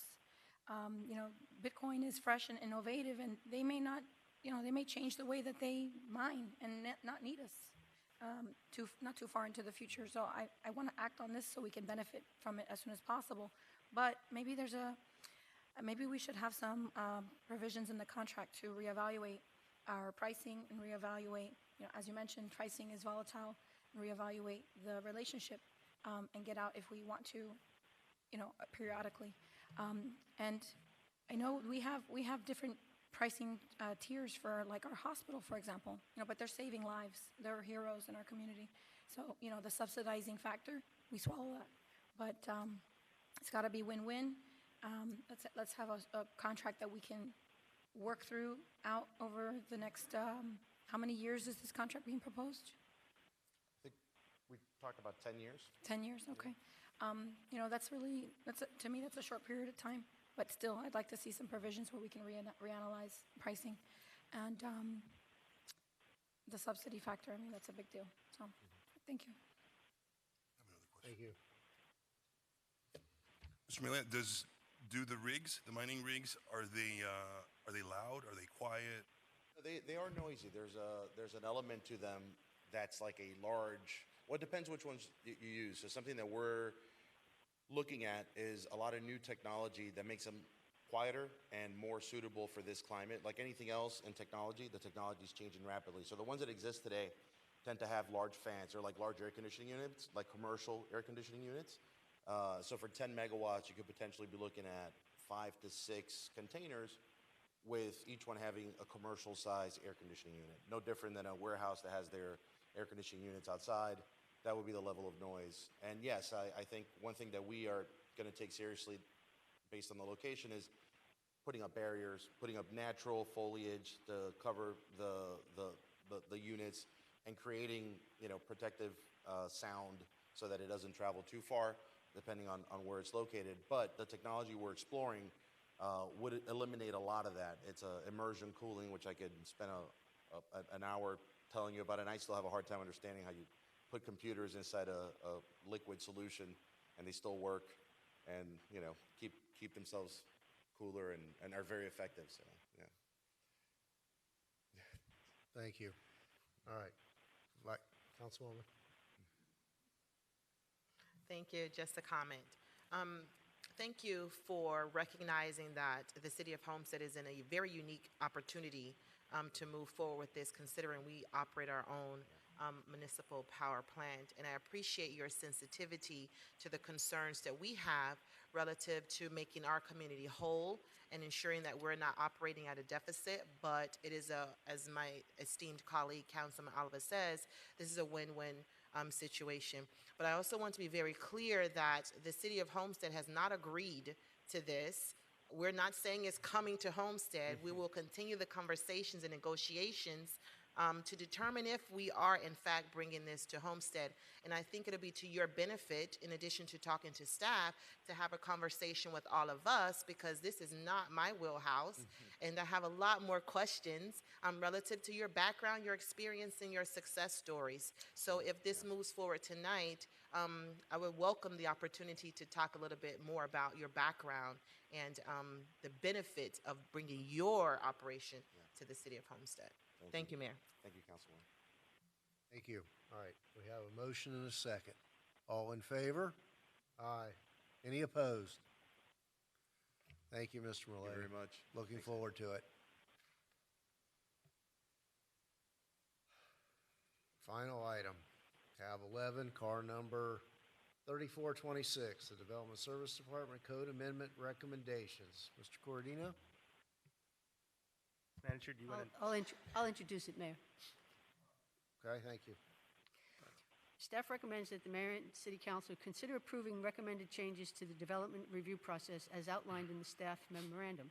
The specific recommendations this evening include the elimination or modification of the Planning and Zoning Board, administrative approval for as-of-right development applications, and the repeal of the city's code, Chapter 3, alcoholic beverages. Additionally, staff is seeking direction from council as to further recommendations for considerations, which may include the following topics, such as modifying the existing variance review criteria and standards set forth in the city code, revising and/or eliminating the traffic impact analysis methodology and/or potentially implementing a mobility fee in place of the city's existing transportation concurrency system, and aligning the city's landscape code more closely with the county's landscape code, as we would like to perhaps bring these before you as soon as possible if you agree with that direction. Staff seeks formal approval by the City Council regarding these recommendations, and the Development Services Director can provide more details and answer any questions you may have. Mr. Cordino? Good evening, sir. How are you? Okay, so what we've tried to do is we went back through probably the last 10 years of work that we've done in looking at how we can gain efficiencies. We had 5 different workshops last year, or this calendar year, in evaluating how we could make efficiencies. And so we approached the efficiencies by looking at things that would reduce the cost to an applicant to get through the system and reduce the time it took for an applicant to get through the system. And what we tried to do were things that we felt we had a consensus on that we can do right away, that were relatively simple, and that they thought we probably had consensus on with the council. So the staff believes we've got consensus on these. These are relatively easy. After we got through these types of things, then we would go, and look at things that were a little bit more complicated. For instance, I'm under the impression that you can use a more subjective set of variance criteria, not necessarily the very objective hardship criteria that we use now, but that takes a little bit more research.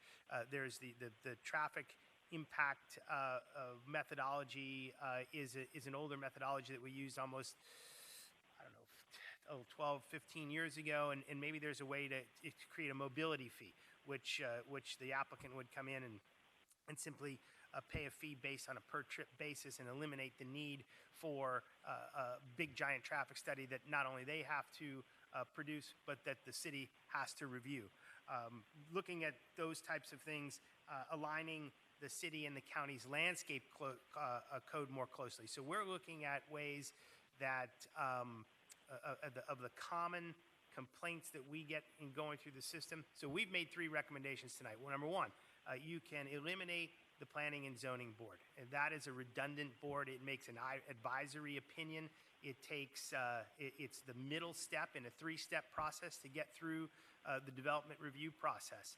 And when you go through the development review process, you submit an application. Once the application is complete, you get a staff review. That's the Development Review Committee. That's not only the Development Services Department, but it's every department in the city that reviews the application.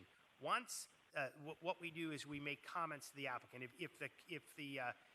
And our comments are solely based on whether the application fits the code. There's no subjectivity necessarily in it. It's, is there a setback problem? Is there a height problem? Whatever. Once the comments are addressed and the application fits the code, then the technical work is, for all intents and purposes, complete at that point in time. And the application, I'll get to, that kind of feeds into the second recommendation. And then we go through what is largely an administrative, largely an approval process. The next step is the Planning and Zoning Board. Again, that consumes about at least a month and a certain amount of cost that goes with it. And it's not necessary. It's an advisory board. The city council makes the ultimate decision. You don't need a Planning and Zoning Board. What you need is a planning, what do we call it? Local planning agency, right? A local planning agency. That you can sit as the city council as that body, and what that body reviews are simply comp plan changes and zoning code changes. So, if you remove the Planning and Zoning Board, you go right from DRC to City Council, and you would do that. And that would save at least a month, and we figure maybe 25% of the cost. The second proposal that we have is of as-of-right approvals. Like I said, we only make comments in the Development Review Committee for things that are outside of the code.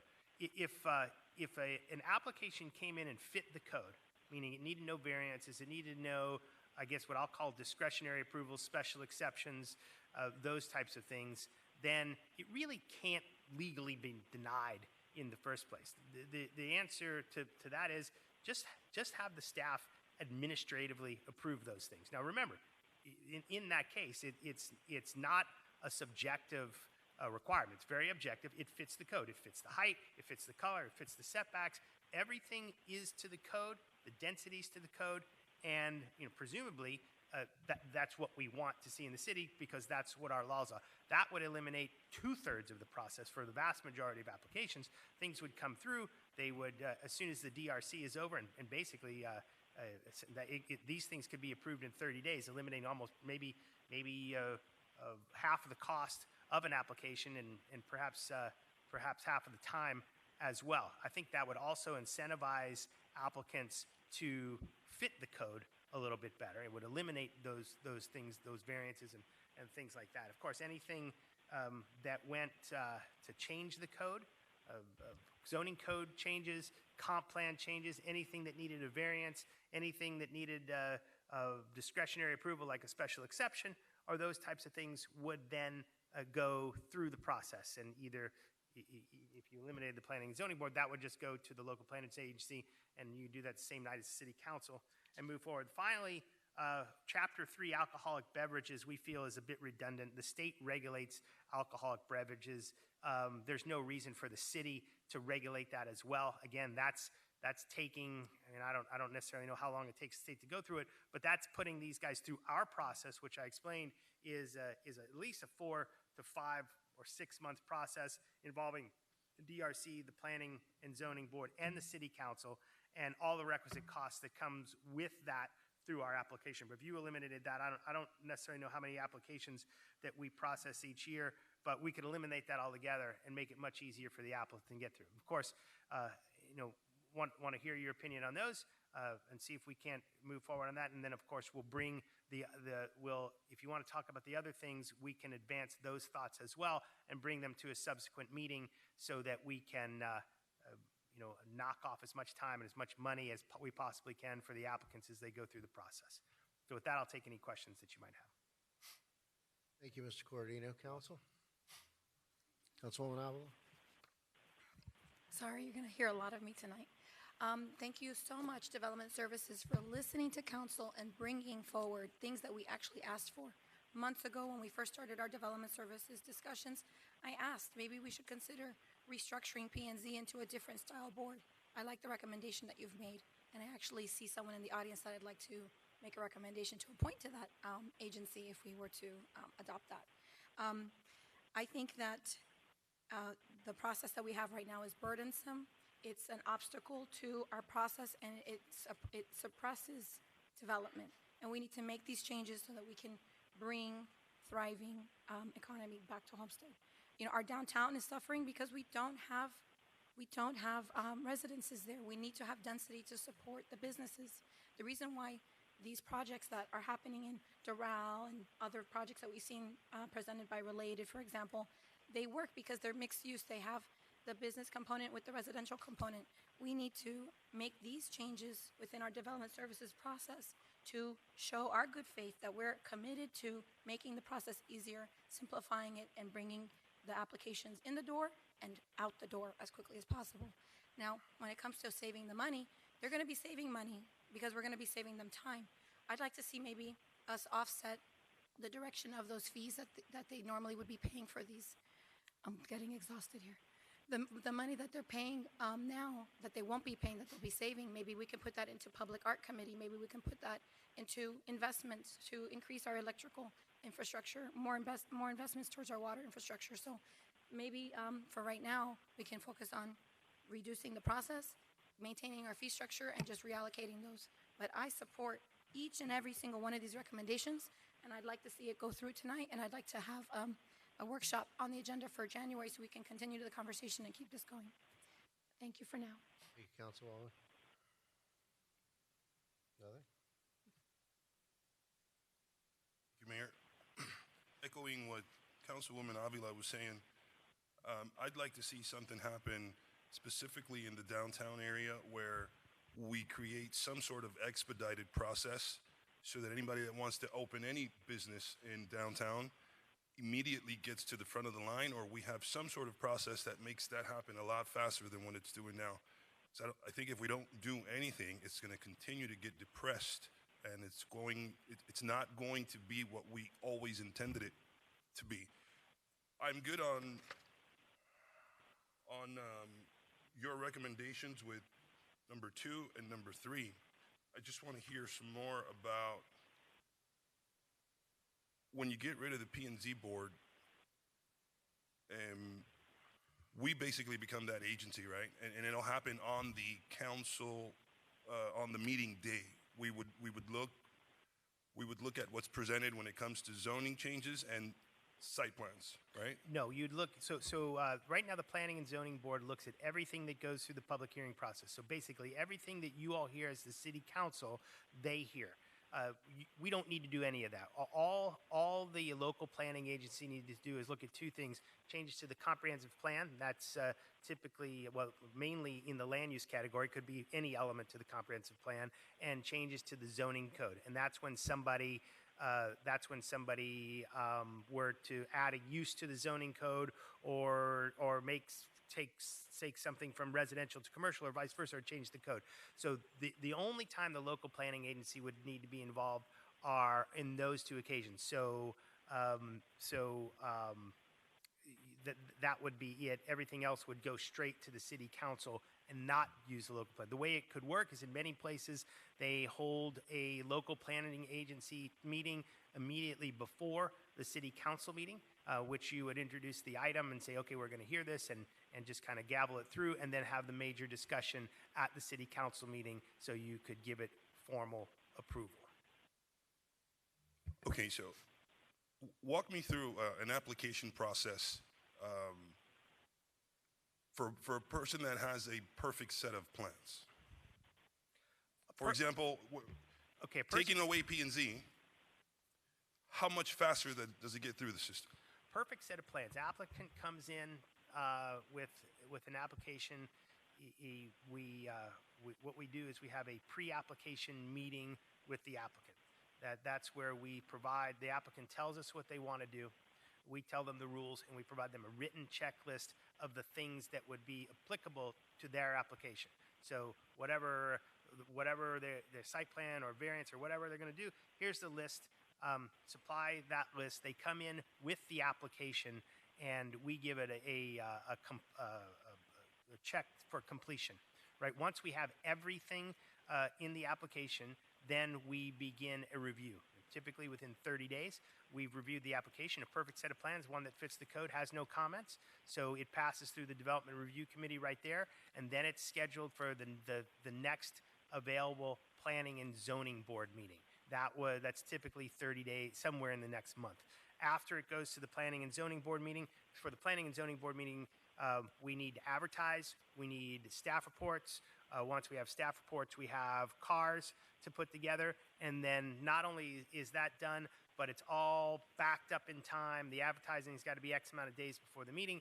The agenda material's got to be into the manager's office to review, then goes to the clerk several days in advance to be published in the time you can get it, so you can review it and it gets on the agenda, and so the public can review it. Then we hold the meeting, and then we do that whole process over again for the next city council meeting. And so it's again, that's about a 30-day period, and all the work done in there is staff work, but it's administrative work, right? It's not really review of the document in any technical way. All that work is done in the Development Review Committee meeting. So if you eliminated that, you don't lose any technical abilities. You simply bypass an advisory board that, by and large, almost always agrees with the staff recommendations anyway. And then you just put it in front of the city council, which has the authority to make, is the only group that has the authority to decide yes or no on an application in the first place. Now, which leads us to the second recommendation. If it's a perfect set of plans, you really can't deny it anyway, right? I mean, it fits the zoning code, and you're at legal risk if you deny a perfect set of plans, because you have laws set up that say this is what we want you to build. And if it fits, so in that sense, why does it even need to go to the city council? It's a perfect set of plans. You can eliminate half the process by just saying, okay, it's a perfect set of plans. Just go ahead and build it once we confirm it's a perfect set of plans. And on that comment, would you let us know what projects have been approved? Because I wouldn't want to be driving down somewhere and all of a sudden something pops up and I didn't even know what was happening. Yeah, I think what we would do is we would write you a monthly report. So anything that we can write a report. Anything that enters the system and anything that exits the system, you should know about. And we'll give you a formal report. And even if you wanted to, we can give you a verbal report at the council meeting for here's how many applications we took in the month of whatever, and here's how many we approved. And obviously they go through a legal review and all that, and we do this right here. The difference is that the applicant's not paying for it, the applicant's not waiting for it. They're on their way to the building department to submit their building plans and go on their way. And that's the most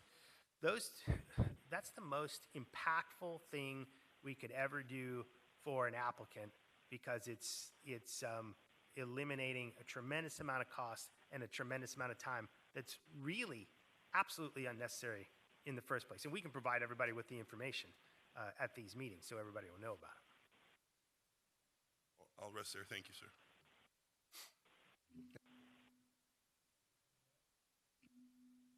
Thank you, Mayor. I'm good with the 2 and the 3, and I'm also good with eliminating the Planning and Zoning Board. And the frustrations I think some of us have had with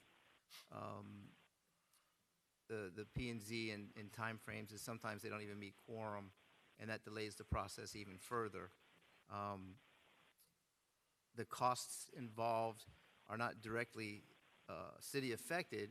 The costs for the developer to hire representation, to come to a planning and zoning board just to get denied, and then come to the city council and get approved is another 30-day waste of time, plus the costs to be represented at the P&Z board.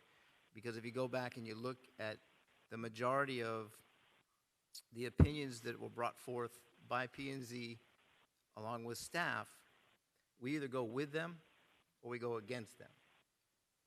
So if we're going against them, I don't think we really need them, because we can make that decision sitting here prior to a council meeting, which saves time and money for the applicant. So I would be for actually eliminating the P and Z and creating, what is the term you use?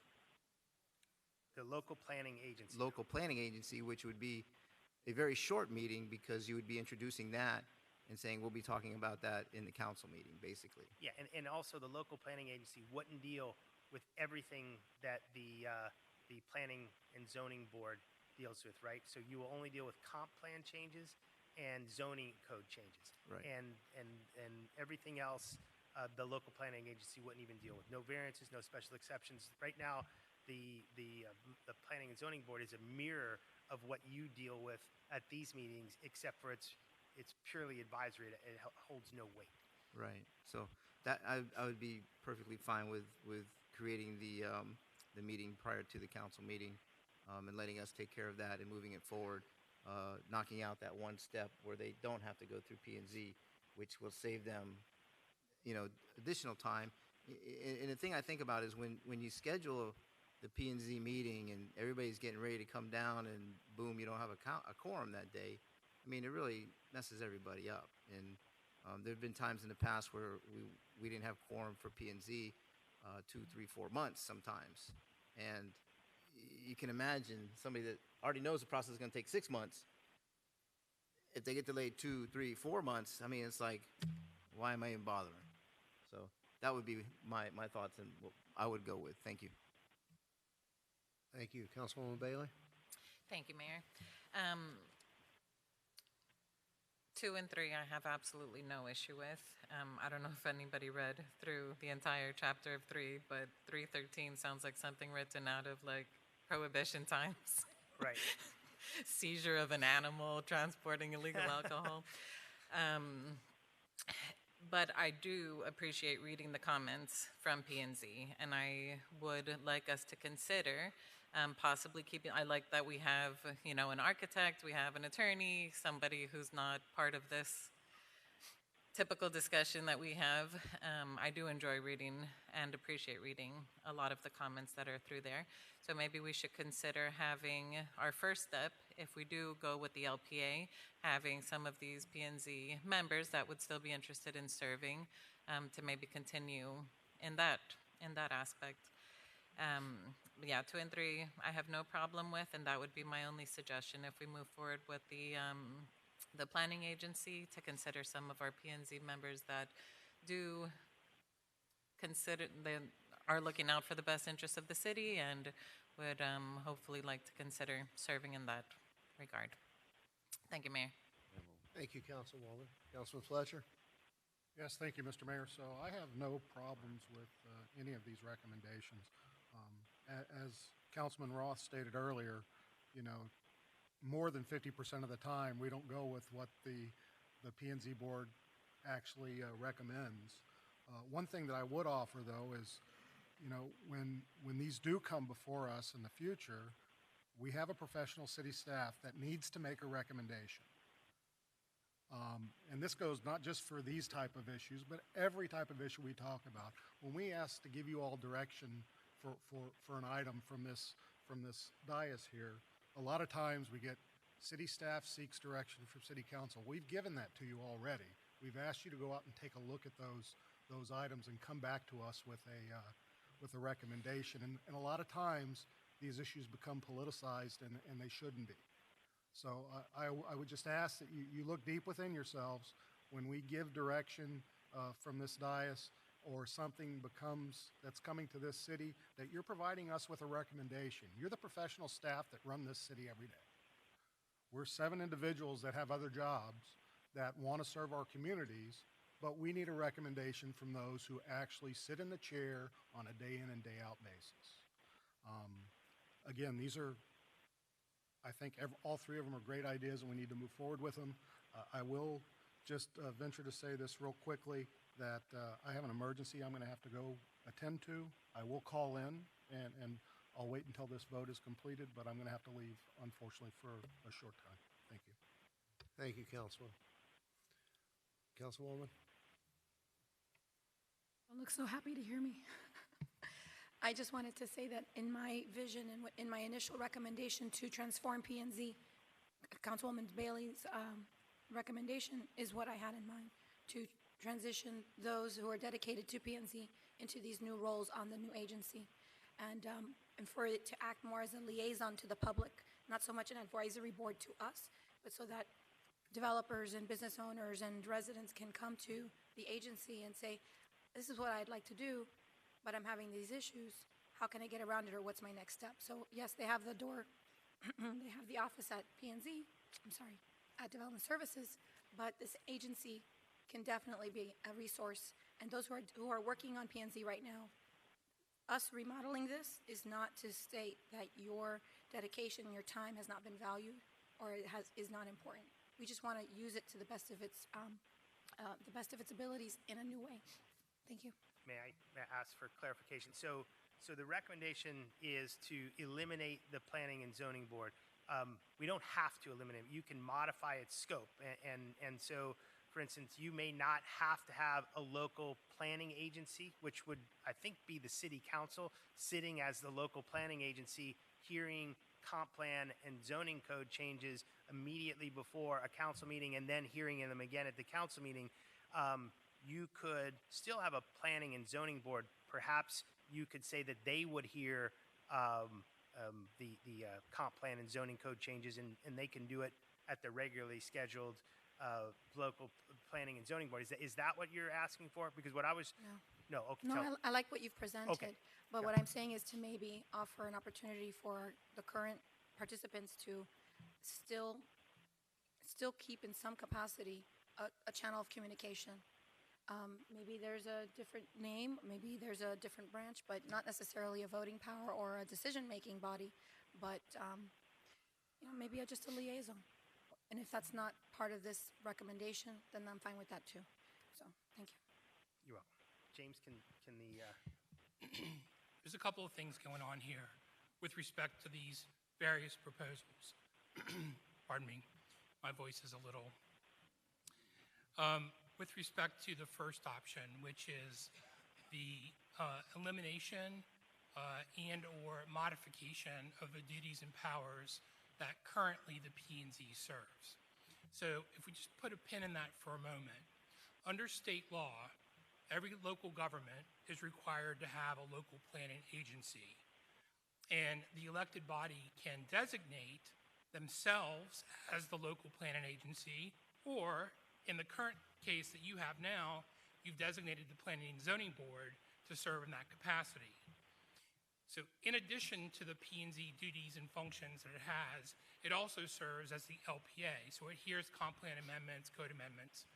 So you could either modify the duties of the Planning and Zoning Board to remove their ability to look at site plan applications, variance requests, special exceptions, anything other than a comp plan amendment or a zoning code amendment. You could limit it that way, or you could alternatively just designate yourselves as the LPA, and in that capacity, you still have to have the public hearing. You sit with your hat as the LPA, similar to how you sit as your hat as the CRA board, and you make a recommendation to the elected body, in this case would be the city council. It's a little redundant, but that's what the statute requires. So it just depends on your preference as to how you want to set this up.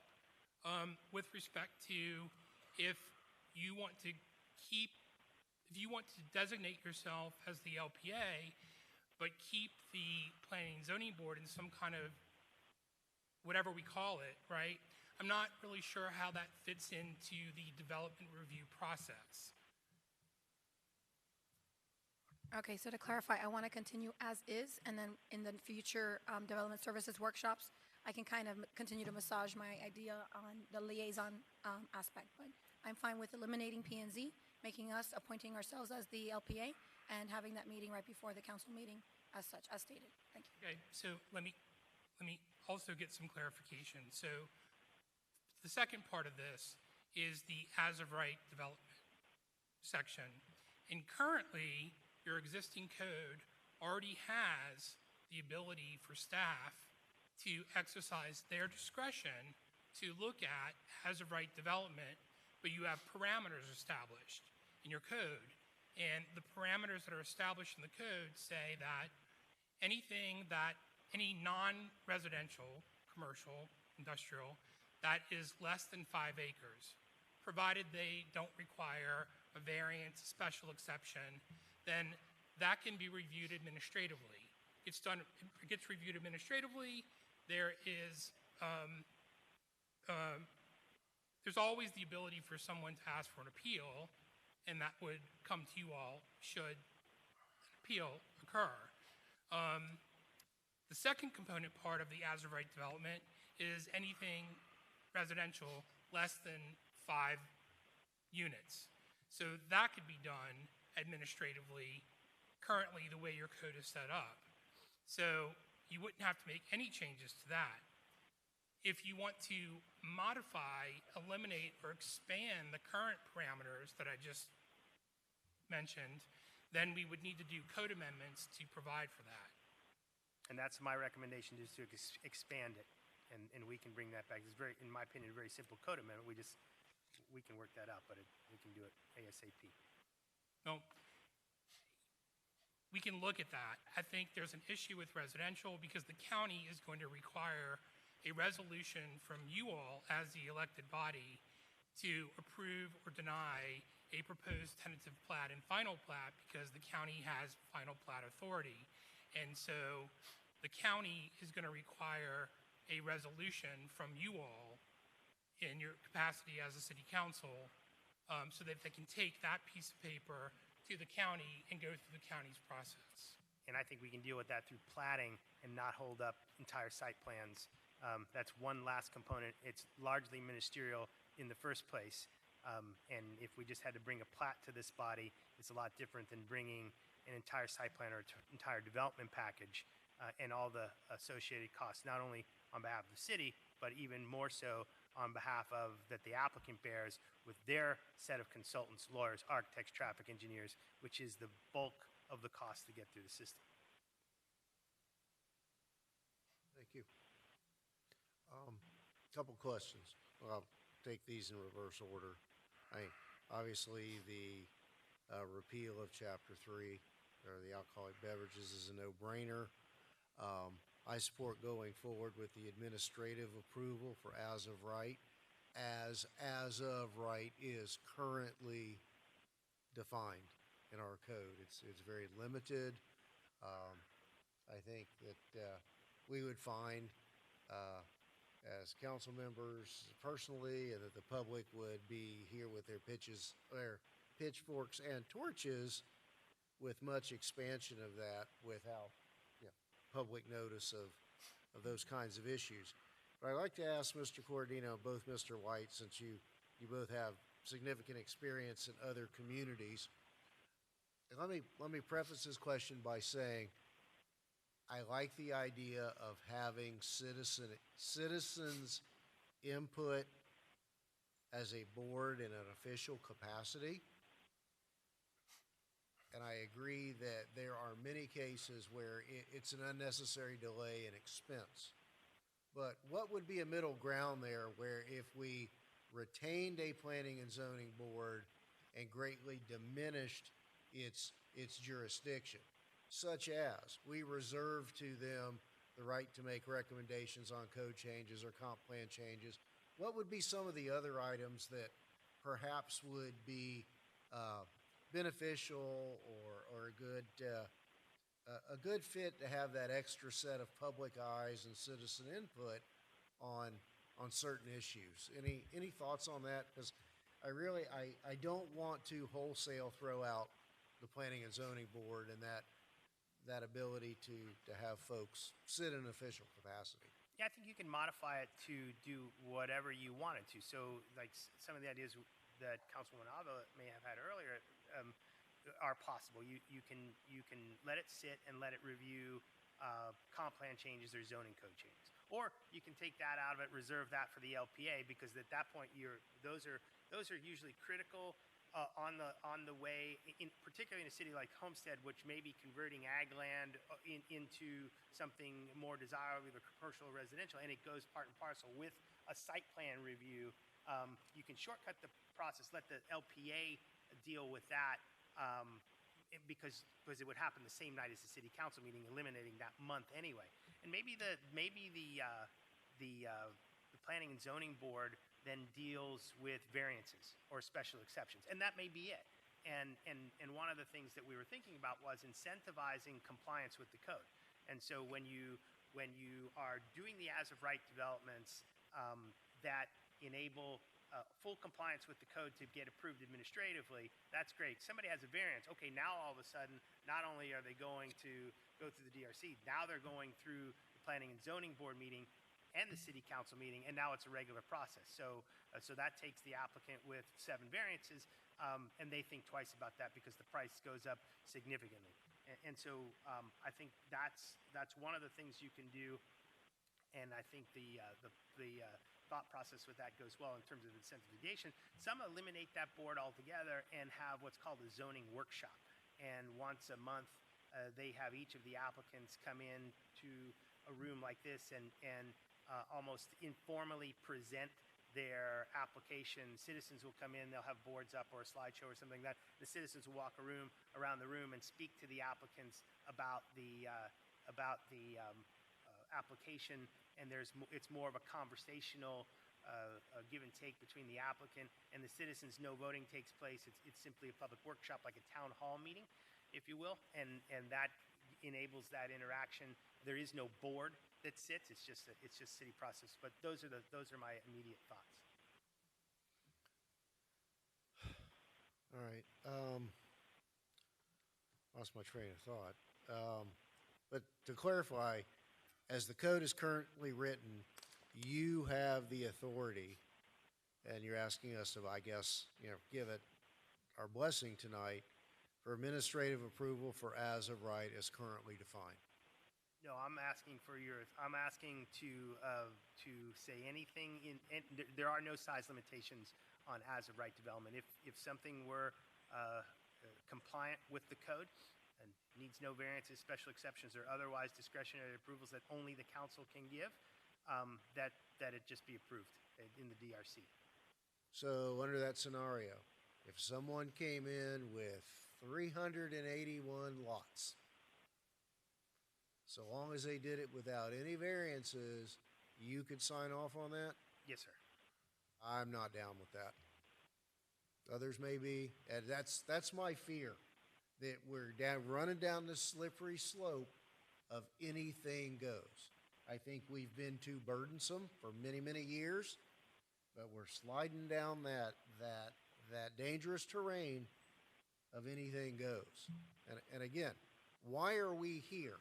If we're not going to be the gatekeepers for developments of huge impact, why are we here? The code has rules, right? And all types of setbacks, heights, densities, everything that we measured against. It wouldn't be anything goes because if it's compliant with the code, it fits the code's rules. And so that's the thing that the city council sets forth. Okay, here are the rules. I want X units an acre. I want this type of height. I want this wide a street. I want this type of landscaping. I want these types of setbacks. I want this color building. All those types of rules, right? And all we do is make sure in any application that it fits those rules. Anything that's outside of those rules, variance in any way, outside of land, too few trees, whatever, that all then goes to the city council. We're just approving things that you can't deny in that situation. No, I understand, but recently we've dealt with issues where we've asked applicants to match lot dimensions, lot widths for their proposals to existing communities that abut, or where the existing development is single story. We've asked them, and they've come in and agreed to do the single story abutting the single story neighborhood. Without the major code overhaul that addresses those kinds of issues, again, it's going to be townhome next to single-family, narrow lots, abutting wide lots, two-story looking down into the single-story yards under the scenario if it meets code, it goes without our approval. We are foreclosing our ability to work for neighboring neighborhoods in that, under those examples. That would be my concern. Mr. White? Yeah, just to chime in, I mean, I think every one of you all, I think we've heard that you would like to modify the process so that it removes some of the regulatory and costs associated with these development projects. I think maybe for consideration, if you start with just directing staff with the as-of-right development, I mean, staff over the years, based on council's concerns, has not used its discretion administratively to approve commercial or residential development with the parameters that are already in the code. And so every little thing comes to you, right? So maybe you don't start from a 0 to 100. Maybe you give staff direction to exercise their discretion in the code for these administrative areas. And then if they fall outside the parameters of this, or they ask for a variance or a special exception, then that comes to you all. Now, you still have to deal with the issue of what you want to do with the middle, which is the Planning and Zoning Board, if you just want to, you know, if you want to keep them in place, but limit their scope to only looking at comp plan amendments or code amendments and recommending to you all, or if you want to designate yourselves in that capacity, in which case the applications go directly from staff to you all. There's not a middle stop. Yeah, look, what I would like to see come back is a repeal of the city code, administrative approval to remain within the parameters that exist now, and come back with a proposal to maintain some form, very limited form of a planning and zoning type board. Vice Mayor, did I catch you wanting to chime in with one of mine? No? Not yet? No, that's where I am. Vice Mayor? I think for far too long, it's been noted that City of Homestead is hard to do business with. So I think what Mr. Corradino is trying to propose are just a few steps forward in trying to fix that narrative when people say it's hard to do business in Homestead. So what I'm understanding is if it fits the code, then he has administrative rights to approve without having that come to us, because the developer or whoever was submitting that proposal, they could ultimately do that anyways. And if we denied them from doing that, can that proposer sue us, Mr. White? Well, I have to disagree with Mr. Corradino on the fact that just because the developer is entitled or has as-of-right developments, that it's an automatic approval. There are many, many different factors and elements that go into that. And I don't think that you could just broadly say that. Yes, if it's as-of-right development, we do have limitations on us, but that's part of the competent substantial evidence. That's part of the public hearing. That's part of hearing from affected third parties and residents that all go into that decision-making process for you all. Okay, and the removal of the P&Z, from what I'm understanding, is that it would just speed up the process, and it'll take some of the cost burden off of the developer as well. Is that correct? Okay. Yes, potentially. Yes, but yes, depending on how you structure it, someone's going to be the LPA. So with respect to future land use applications and code amendments, those costs are still going to be. Those costs are either going to be the same at the P&Z or shifted to you all as the LPA. But with regards to all the other applications that the P&Z reviews currently, if you eliminate their scope, then yes, those costs will then be eliminated because there won't be that extra step in the process. So the P and Z would, if we became the LPA, we would review, zoning changes and things of that nature the same day as the council meeting, like an hour before, or. That's exactly right. So maybe, if you guys wanted to keep those people in place, then just have them come an hour before the council meeting.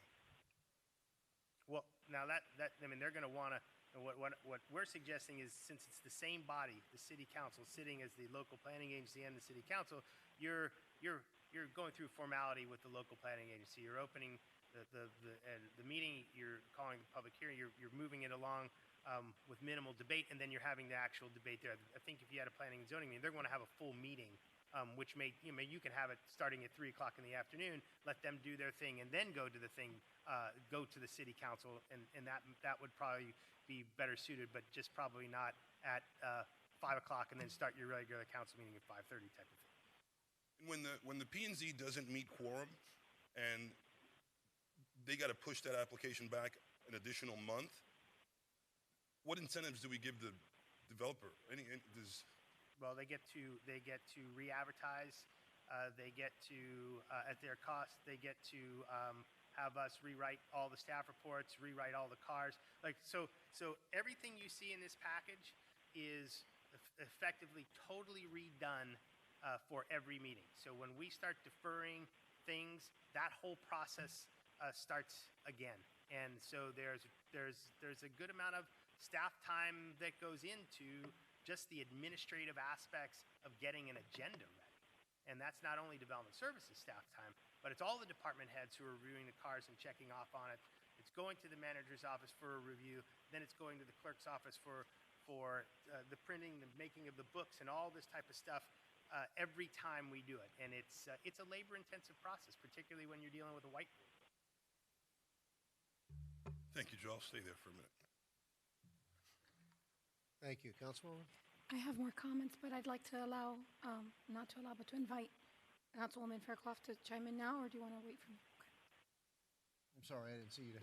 No, it's okay, but for the sake of time, because I have a babysitter and it's on the clock, I don't have anything additional to add than what you've referenced already, so I'm going to not weigh in on this because I don't have anything substantive to add. Thank you, Councilwoman. Sorry, excuse me. Oh, it's a little better. Okay, with regards to P&Z, I really love your idea of the development workshop monthly, and I think I'd like to task development services to invite the applicants that are in process for that month to a certain day time at one of our facilities to host that workshop and to allow the liaison committee that I'm thinking of to participate in that discussion. In this day and age in 2021, there's no barrier between communicating with us as a body and the public. P&Z for many years was used as that channel of communication. People call you directly, they email you directly, they're online, they're in social media. There's no barrier between the public and us to be able to make a decision. And we're already making the decision on the council level. P&Z is duplicating that process. And so I'm still good with the way that it's written, with completely eliminating it and signing ourselves as the LPA. And then with the right of development, when's the last time an application came in with no variances? Because our code is so messed up that almost everything I think has come through has come in with at least one variance. Oh, there's a handful of things that come through without variances, and that are over 5 acres that are with. I very few. I don't know right offhand. It's an incentive to do it.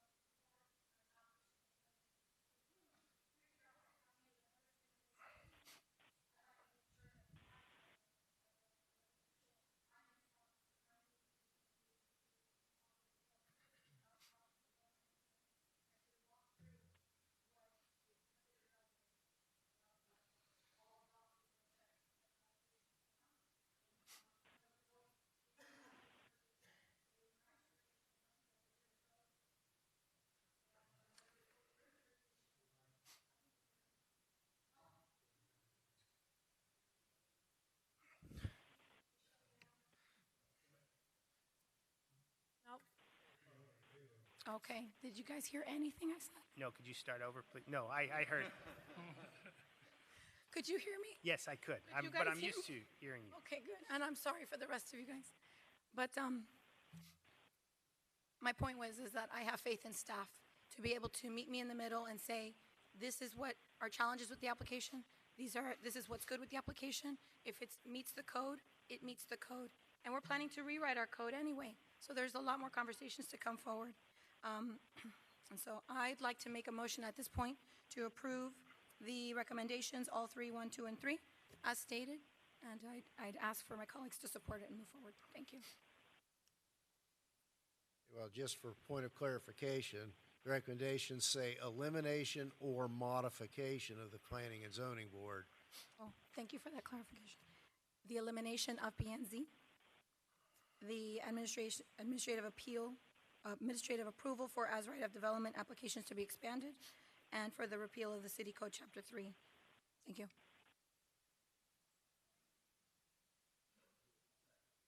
All right, so we have a motion and a second by the Board of Realtors to take down all the barriers to development, good or bad. Do we have any Not on the public Board of input? Realtors. I'm not on the Board of Realtors. No, Mayor. I'm being facetious and sarcastic, and you know that. Actually, neither am All I, right. so. All right, you know what? The way this night's going, you know what's going to happen. You're opening the floodgates to anything goes. You're saying, screw you to all of these neighborhoods that are looking at vacant lots next door. So we'll just see where it goes. I'm saying, council, let's get our butts at the table, and do the development services workshops to get our code the way we want it written. That's what I'm saying. Well, the code is a big part of the equation, and so is permitting and inspection. And so is courtesy and cooperation in our staff. So is there anyone in the public or online wishing to speak on this matter? Come on down, give us your name and address for the record, please. And oh, didn't catch who you were. You know full well about the 3-minute time clock. Yes, sir. Good evening, Mayor, Vice Mayor, Council. How are y'all doing today? Listen to the discussion. There are some things that seem interesting, but I also have my own concerns. I think everybody will understand when I say I speak for several thousand residents. I speak to hundreds of residents regularly. Their opinions are typically unanimous. With development, nobody's completely anti-development. Anything we can do to develop and bring in more businesses, bring in more jobs that help our people, we absolutely need to do. When it comes to residential development, if they have a right to build, they have a right to build. There's nothing we can do to stop them, but not a single one of my readers is for giving any variances. So anything that would set it up to where overdevelopment of residential houses could continue to be developed without proper whatever needs to go along with it, concurrency, mitigation, or whatever, nobody's for. Absolutely 100% nobody is for. Nobody wants another single house to be built here. I know that can't be stopped, but anything that would take power away from the city or the council to be able to halt or limit development or make development in a smart, wise manner, my readers would be against, and I just want to say that. Thank you and have a good evening. Thank you. Anything further?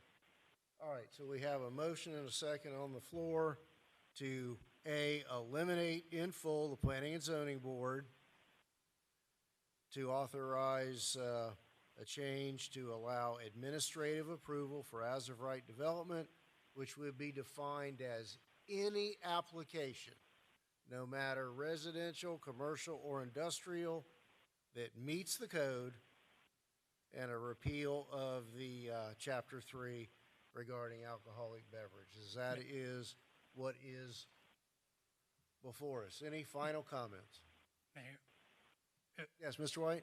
if I could, to Councilwoman Avila,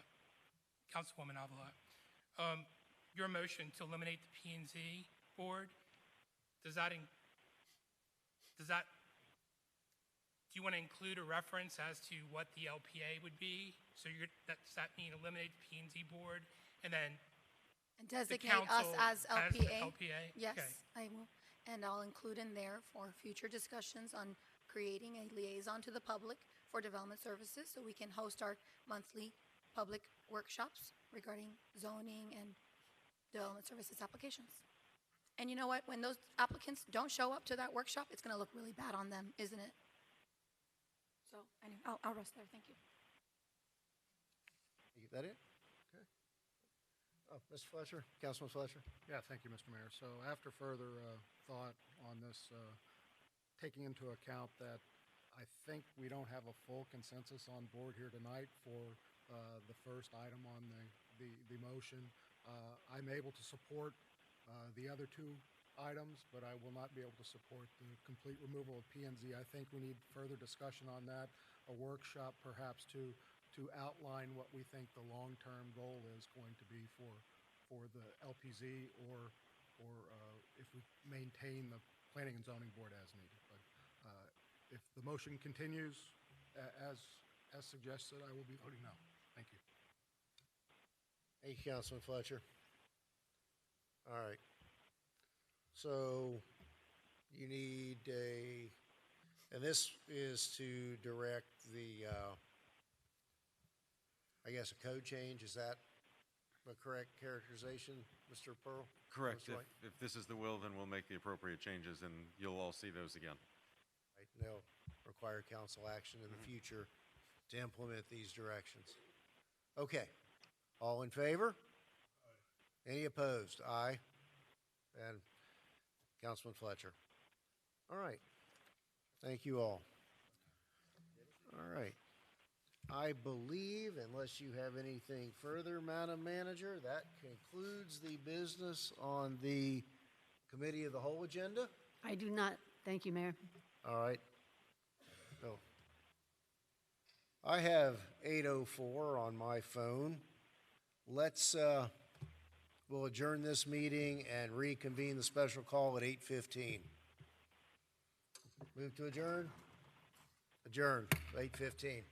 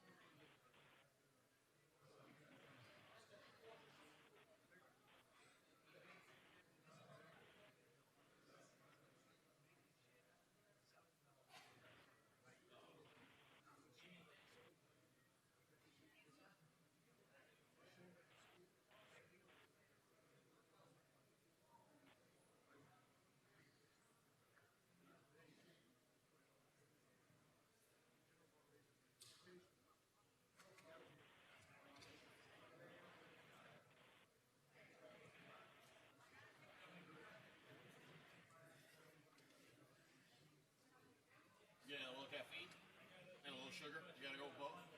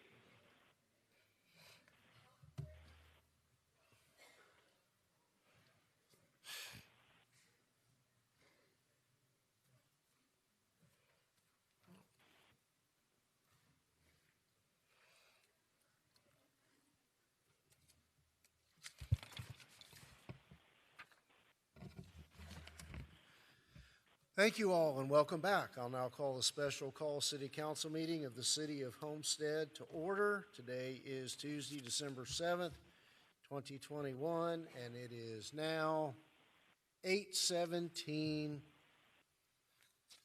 p.m.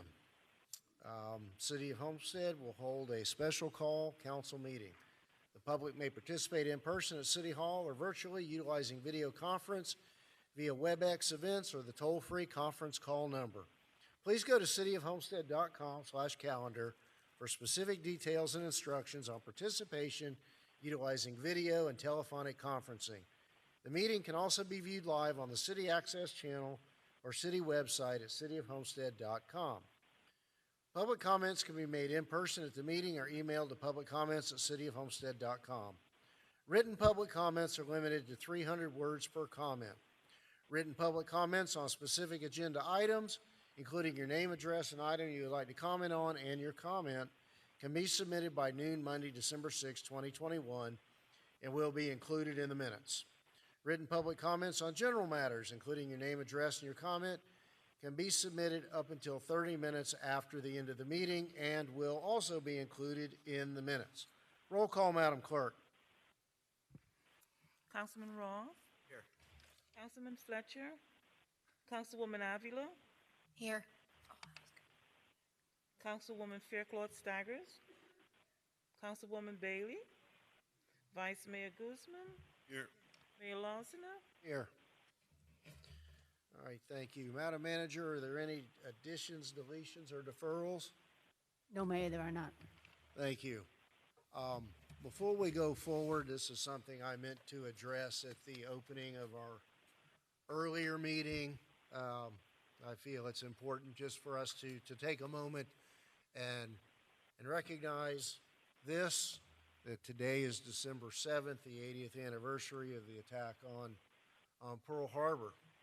And 80 years ago this morning, Homestead was a community of only 3,500 souls. Yet 2 young men from this community lost their lives on the Arizona. I think that's pretty significant for a town of only 3,500 people, that young sailors, Anderson Arendt and Earl Smith, neither were natives of Homestead. They came to Homestead as very young children. Really big deal. Mr. Arendt still remains entombed with his shipmates on the Arizona. And coming in tonight, I thought how interesting and ironic it is that the flag outside is at half-staff, mast is for the Navy, half-staff in honor of Senator Bob Dole, who on this anniversary of the first day of the United States involvement in World War II, we honor Senator Dole, whose life was changed dramatically in literally the last few days of World War II, suffering that grievous injury that shaped the rest of his life. And I just wanted to take a moment to recognize not only the anniversary in general, but to recall those men, young men from Homestead who lost their lives, as well to recognize the enormous service that Senator Dole gave to this country.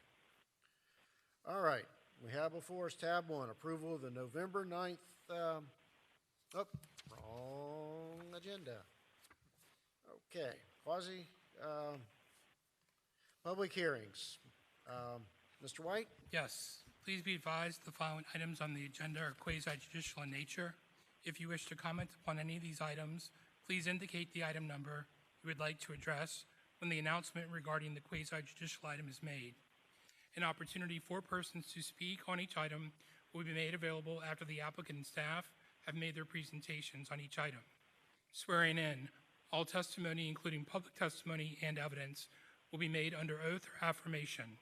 Additionally, each person who gives testimony may be subject to cross-examination.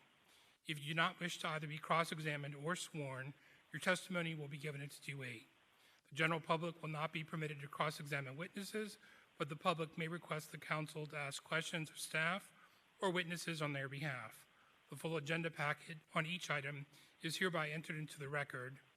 Persons representing organizations must present evidence of their authority to speak for the organization. Further details of the quasi-judicial procedures may be obtained from the clerk. In accordance with Code Section 2-591, any lobbyist must register before addressing the council on any of the following items. At this time, council members must disclose any ex parte communications concerning any items on the agenda. So, the items on the quasi-judicial agenda this evening are pertain to tabs 1 through 9, all dealing with the proposed new residential subdivision, which is a deferral from your November council meeting. So your previous ex parte communications that were given on the record are carried over. So if you've had any additional ex parte communications in between the last council meeting and this council meeting, I would ask that you just disclose those for the record. Councilwoman Fairclough-Staggers? Yes, I had conversations with the applicants for tab 1, 2, 3, 4, 5, 6, 7, 8, 9. Thank you. Did Mr. Fletcher, Councilman Fletcher, join us yet by telephone? No, Mr. Mayor. All right, Vice Mayor. I've had conversations with the applicant also on tabs 1 through 9. Thank you. As have I, tabs 1 through 9. Councilwoman? Same for me. Same for me, thank you. So at this time, I'd ask the clerk to swear in any persons who wish to testify on the quasi-judicial items this evening. So anyone in the audience who's wishing to speak this evening, please stand to raise your right hand to be sworn by the clerk.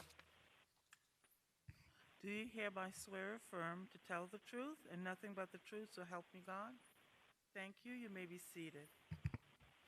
Mayor, Council, at your discretion, I could go through and I could reintroduce tabs 1 through 9. Already read them into the record the last public hearing. This is just a deferral, so we don't necessarily have to read them again. But if you'd like me to, I can go through it. So it's Council, what's your preference? I'm good. All right, please go forward without reading them into the record once again. Okay. You're welcome. So, Mr. Corradino. Yes, sir. I could also not do my job, but no, I'm just. That came off. That came off wrong. That's not exactly what I meant. I could also not present my recommendation and leave it to Hugo, but I will anyway. Again, this applicant is seeking approval of the development for new residential subdivision for 377 residential dwelling units consisting of about 280 townhome dwelling units and 97 single-family dwelling units on approximately 4 acres of land east of Maori Drive. They've got a site plan, variance for a site area, lot width, patio terrace, another lot width for the townhomes, parking, storage area. They removed the variance for the front setback. They've got a special exception, site plan and tentative plat also as well, and then a proportionate share mitigation. We're recommending denial for this. A little bit has changed in the last meeting, so we'll let the applicant present the changes so you can make your decision. Thank you. Is the applicant's representative ready to go forward to talk about the changes? Thank you.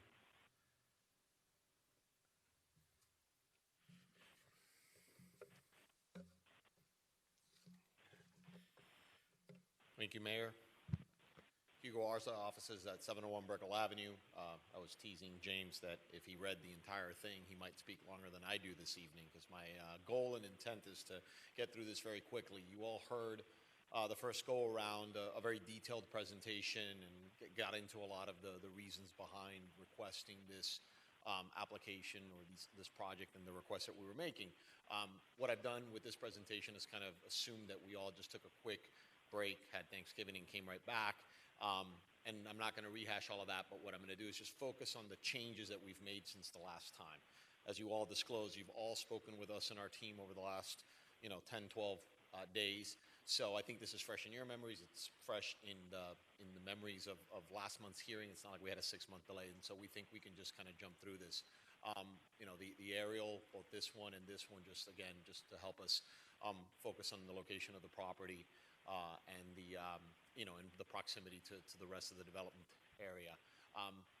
Landscape site plan. So we heard a lot from all of you regarding, wanting to have amenities and open space and wanting this to really feel like a real community and enhancing that community feel for the residents, the future residents of this community, the future residents of this city. And so this is a landscape site plan that shows the removal on the first and one of the more fundamental changes that we made at the last hearing, the removal of the northernmost building in that central corridor. And we'll show you, and this is a landscaped area. And then here, it's oriented sort of, obviously to the top is the west on this sheet, but it's oriented here from left to right, where you now have an entire, and we'll have some graphics that show this, an entire central boulevard concept of recreational amenity space. Before, where that enhanced residential recreational space no longer for townhomes arrow is almost at the right, there was another 6-unit building.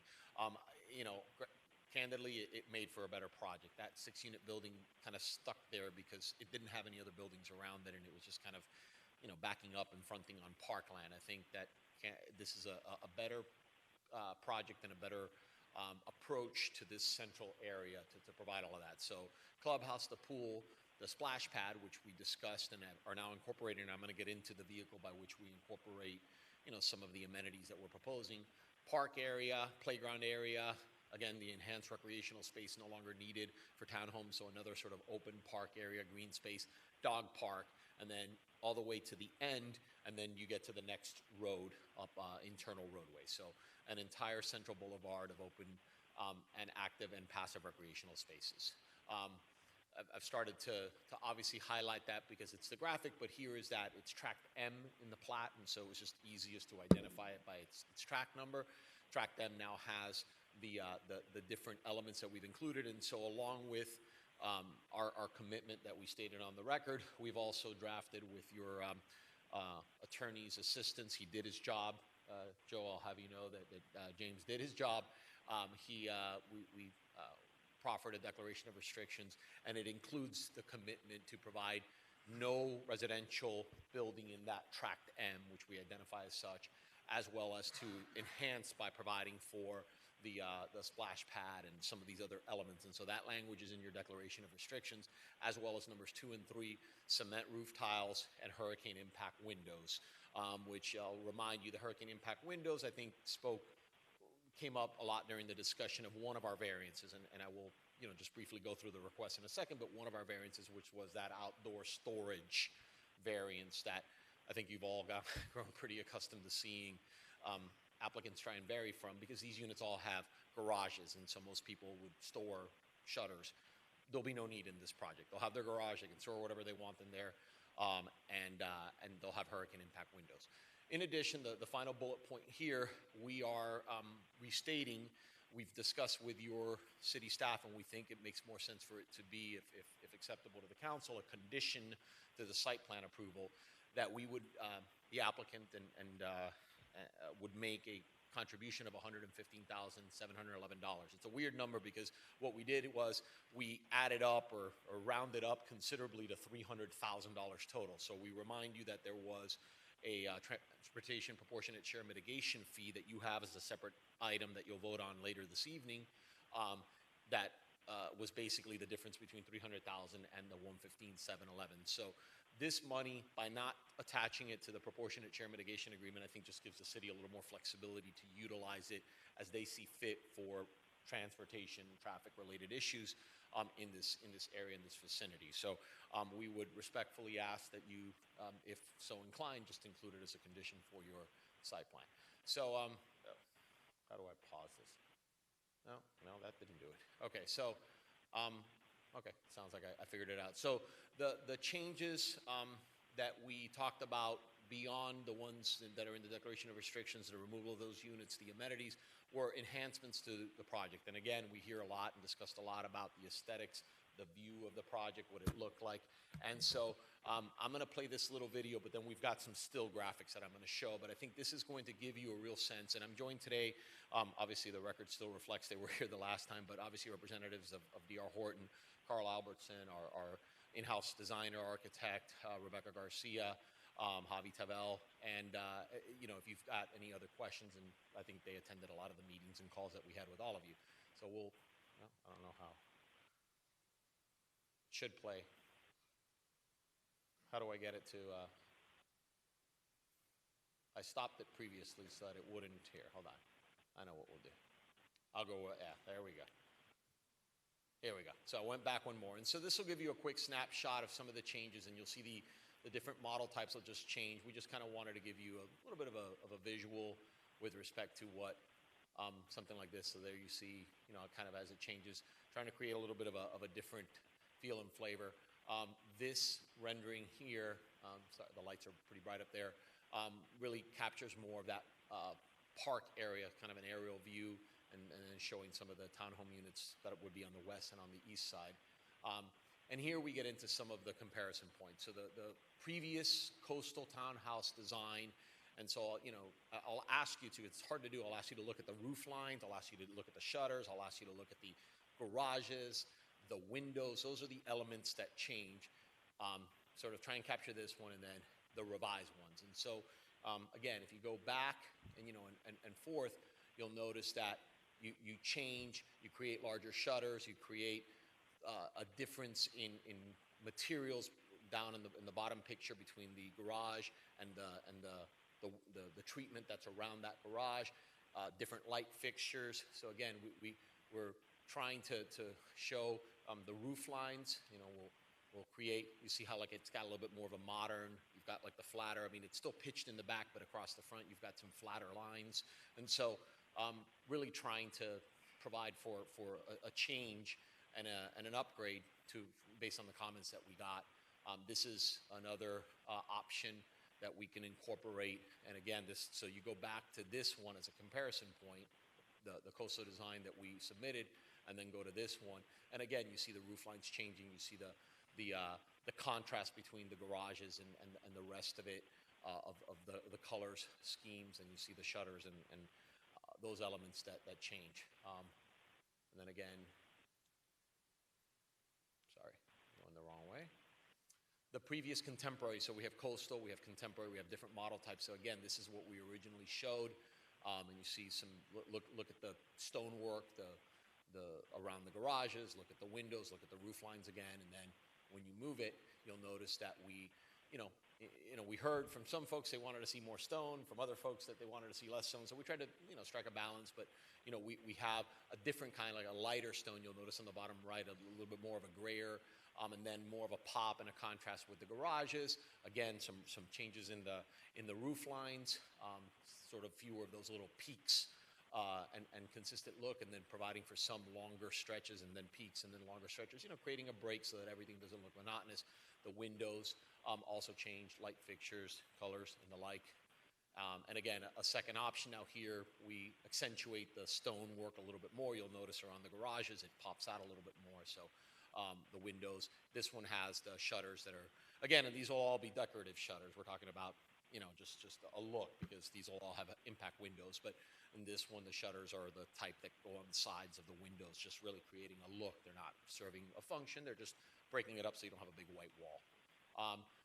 We still think, and I want to just remind everyone, this is what one of D.R. Horton's homes looked like. This is a photograph. And so, the renderings do a great job of capturing what might be, but we think it's important to remind everyone that these are finally appointed, highly amenitized homes, stainless steel appliances, and thanks to some of the suggestions by this council, cement tile roofs, hurricane impact windows, and the like. And so we thought it was important to show that. And here we get into a handful of different images. Councilwoman Fairclough-Staggers, do not comment to me on the font. We will change. We got a comment. It is plain. It was thrown in there. The logo for the community has not been finalized, so you can have it be a site plan condition that we will change the font and logo on that entrance feature. But we want our obviously the professionals and the marketing folks to work on creating something more elaborate, and we will do so. We would have done it anyway, but we're happy to include it in any kind of commitment. But again, this is the kind of the view towards the clubhouse, a little bit of an aerial view towards the clubhouse again, that boulevard effect, no homes in that central area. Getting up close to the clubhouse, following some of the architecture, again, to complement what's being provided. Now we're at the back of that clubhouse, and you're seeing the clubhouse pool, a covered area. I know for some of you, we showed you the inside. It's over 5,000 feet. It'll have space for a gym. You'll have access to the bathroom from the outside. You don't have to go through the clubhouse. You'll have different rooms inside. There'll be one room that has sort of a sink area and the like, and then there'll be like a great hall or a great room, and then there'll be another room. There's an area in the front for folks to register or sign in, and so it includes all of that. We didn't include the floor plan because it's a boring item, but this is a clubhouse that will have all of that. Here's the previous clubhouse rear, which, as you can see, had the pool and then had a tot lot right after it. And now revised, you've got the pool, and then right behind it is that splash pad concept. And then the tot lot we moved further north, and we put it in the middle. We sort of got some feedback from folks. We kind of put that in the middle so that you could create some separation. You might have some folks playing a more active game on one side, and then on the other side, folks sitting and having a picnic and the like. So I thought that was my last one. So again, what we tried to do was just take the suggestions that we received when we were with all of you. We did not want to necessarily belabor the point of all the requests. I mean, what I said the last time remains. We believe that, what we're requesting here today in its totality works better than a project that has R3 zoning and could be something else that would be less desirable.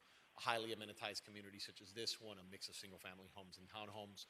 To do so, again, we have certain requests and some variances that we would ask for your support for. But we think when you take all of those, the improvements that we've made, the additional commitments that we've made with cement tile roofs, hurricane impact windows, the additional money that we would contribute to the city for its use, the aesthetic changes that we've made, the commitment to change even more things such as the entrance feature and the fonts and all of that, we think on the balance this is a win for the city. We would respectfully ask for your support this evening. I'm happy to answer any questions or have our team answer any questions. And I thank you again for time this evening and the time in November and all the time you all took meeting with me over the last and our team over the last 2 weeks. Thank you, Mr. Arza. I'll turn it over to my colleagues to see what questions, any additional questions or comments they may have on your revised presentation. Councilwoman Avila? Mr. Arza, can you clarify for me why it doesn't say impact windows and doors? Like our sliding glass door is not going to be impact? Oh, no, they would be. The sliding glass doors. Yes, yeah. Okay, Yeah. thank you. We could certainly make that change. Thank you. And then Parker Point, is that name because it's a family member? Who's Parker?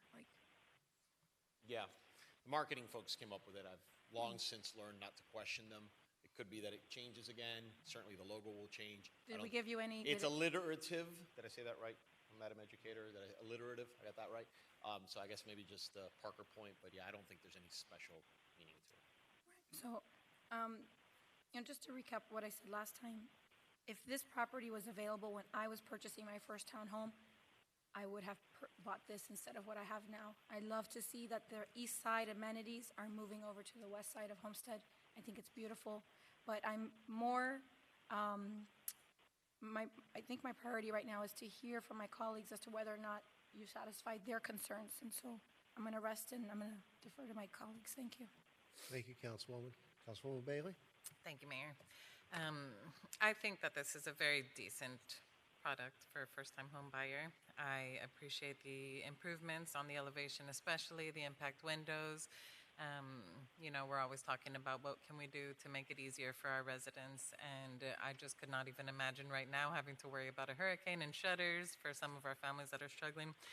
I don't have an issue with the single-family variance. I think that is, it's basically a bigger version of a townhome in a townhome area. I don't have an issue with the outside storage. The only thing that I'm still struggling with is the townhome lot width. That's the only thing that I'm still struggling with. The improvements and that middle lane with a splash pad, I can really see that would be used and enjoyed. So I am still a little bit on the fence. I wish that one piece was out of there and it would make it a lot easier. And I'll leave it at that. Thank you, Mayor. Thank you, Councilwoman. Vice Mayor? I'm glad you guys made the improvements that you did. My struggle with this project is the traffic which I'd mentioned before. I'd also like to see more single-family home, but we're dealing with what you've got now. You've made good progress in bringing back something that was better than before, so I'll rest there. Thank you, Vice Mayor. Councilwoman, anything to add? Yes, I do. Thank you, Mayor.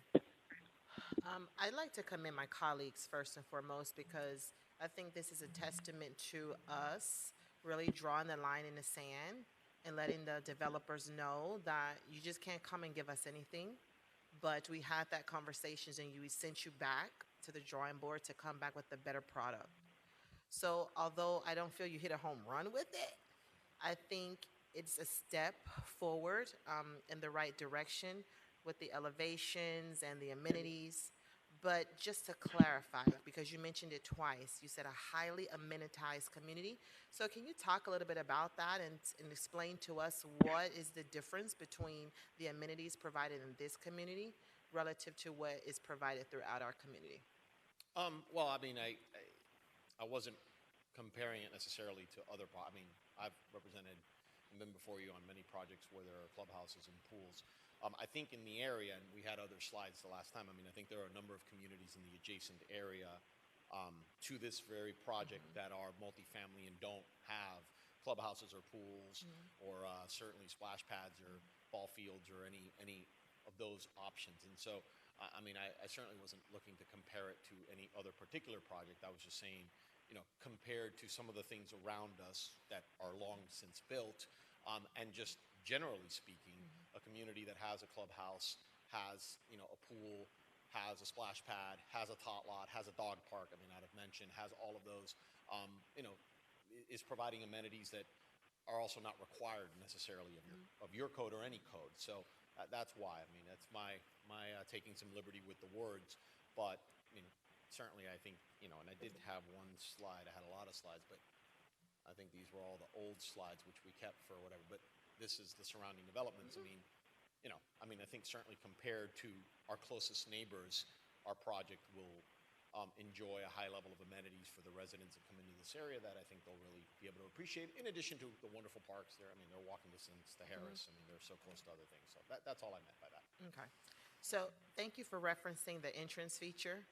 Yes, Because yes, I I knew. feel We like just you couldn't change have it fast enough. all Sorry. these upgrades, and then you have It this will not- cheap-looking entrance feature. It won't look like that, you know, they'll work on the logo and on the flair for the letters. I mean, you know, I think sometimes, you know, that's the last thing to fall into place. I mean, there's a lot of earthwork and development work that has to occur, you know, before that goes up. And so you have our commitment that it'll be a much more grandiose and florid looking, and not some script that, as you pointed out, I think you said is what you use to teach your first graders? Or Yes, manuscript. Yeah. Your manuscript. It's manuscript, yeah. So considering there is something that can be developed on this project, and although I believe that it will never be apartments, it won't be apartments because the developer, I don't think, will bring apartments, there will be development.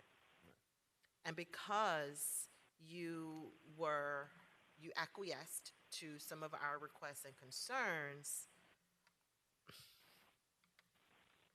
I have to take a deep breath, but I'll support it moving forward. The variances, I can live with them, but I would prefer this revised product as opposed to what can potentially come there. So since something has to be developed there or has the right to be developed, I will support this moving forward. And I thank you for addressing about 95% of my concerns. Thank you. Thank you, Councilwoman. Councilman Roth. Thank you, Mayor. This is a tough one for me. Back in 2017, when it first came to us, the property had no rights to build on. No rights to build on. And we elected to give the property owner rights to build up to 399 units on this property. I said no to that. That was in 2017. Today, we're faced with a property that has rights. rights to build, the 399, 398? 398 is the 398 declaration is the number of units. So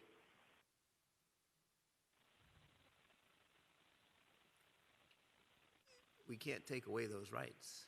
They were given to a property owner. What we can try to do is make the property better. If we don't allow for the variances, we get a different type of a product, which would not include any single-family homes, most likely, because of the lot size designation in our code. So the variance for lot sizes is important to give a single-family product. I agree with Councilwoman Faircloth that I don't see a developer coming in and developing apartments in there. Although that whole road from Farm Life to US 1 on the south side is apartments. And most of those are subsidized apartments. This development encourages ownership. I don't believe that in this climate, many investors will be buying these homes to rent them out due to cost and expense. So when I voted against the maximum density being allowed on this property back in 2017, and now I'm facing approving what has been given to the developer and the rights to the developer, along with some of my colleagues here, the product is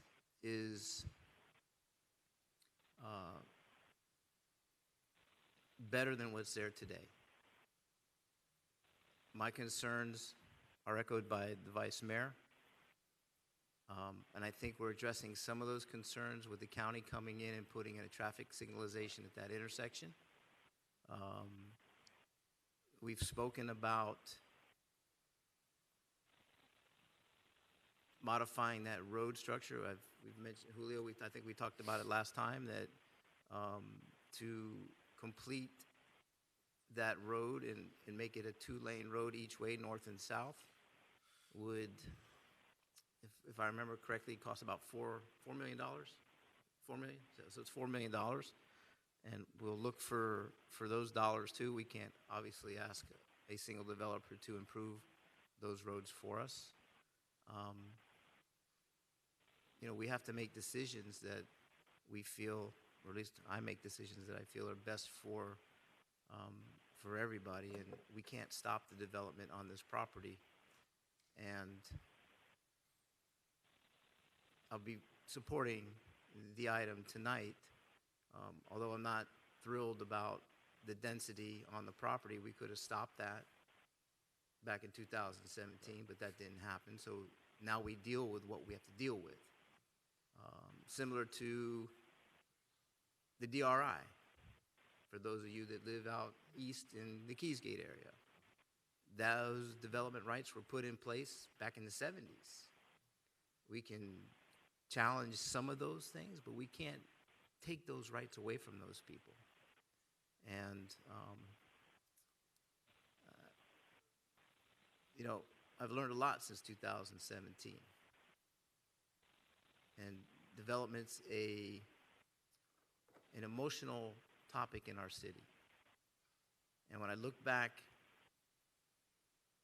through the history that I've been here, and the mayor's been here longer than I am, but I've been here 30 years. And with the exception of some of Keysgate and the villages, there was nothing out east. That all came in 2003, 4, 5, and 6. Oasis, I was like, where did that come from? I wasn't a part of this process. And people then complained about development. We don't want any more development in the city. We don't want to take away our small town feeling. And today, there are thousands of people that live on the east side. They call the city of Homestead home now. And if developers hadn't come into this city to develop, they wouldn't be able to call the city of Homestead home. And none of us like change. None of us like the overcrowding, the traffic. But most of us are blessed to live in one of the most sought-after areas in the country, and that's South Florida. We can choose to live somewhere else, but everybody wants to be here. Our property values have escalated tremendously over time. 2008, we saw the crash of real estate in this city. We saw properties that sold for $150,000 to $200,000 sell for $35,000. Today, those properties are selling for more than what they sold for in 2006, 7, and 8. And it's because we live in an area that people want to live in. And we all benefit from that. So I'm going to rest with that. I'm going to support this tonight because, now what's the alternative? Somebody else is going to come back here in several months if we don't give this development a chance. Maybe we get more units there. Maybe we get more traffic there. Maybe we get a different type of a product there. But this product offers home ownership, which is totally different than what's down that road today. So with that, thank you, Mayor, for my time. Thank you, Councilman. Has Councilman Fletcher been able to join us by phone yet? Councilman Fletcher? Yes, sir, yes, Mr. Mayor. Go ahead. Yeah, so first I have a quick question for Mr. Arza and group. I know we had a discussion the other day in regards to the park area and possibly extending the green space to include some of those parking lots. Is that still something that's feasible? I'm sorry, Councilman Fletcher, to including the green space to, I didn't catch the last part. No, further, yeah, on the north end of that project, you know, you have parking spots lining the whole green space, and we had discussed the potential of possibly expanding that to include those parking spaces on the east and west sides of the park. Is that something that's still possible? I would just so what the councilman is asking, I'm going to put up real briefly. He's asking whether this is the previous one. So if you look up towards the so on the north side of where we're showing the tot lot, I don't have a pointer with this, but if you start clubhouse, pool, splash area, open green field, and then you have like the tot lot. So on the north side of that, which is where the building, the 6-unit townhome building was, you know, the parking up there in theory would have served some of those, the uses of residents that were living there. The councilman had a suggestion that we might be able to increase the green space up there, maybe remove some of that parking. I mean, we have a lot of parking for the Central Boulevard area. I believe that can be done administratively. I mean, we're not asking for any parking variances. I'm getting a nod from the experts, and so I mean, I don't think we'd have any objection to, you know, eliminating, you know, those last 6 or 8, 4 or 6, whatever sort of makes sense to widen that little northern area closest to the dog park by, I mean, a parking space is usually 19 or 20 feet deep. So even if we take 15 feet of it or something and just leave the rest as road, you know, on both sides, you would gain a decent amount. So, Councilman, that's a yes. We can do that administratively. So if it's a condition, you know, we can just submit for something like that and add a little bit more green space, and still, I think, provide ample parking. Yeah, so I'd submit that to my colleagues for thought.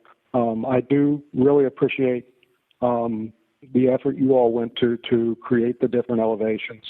The overall product, I think, improved tremendously.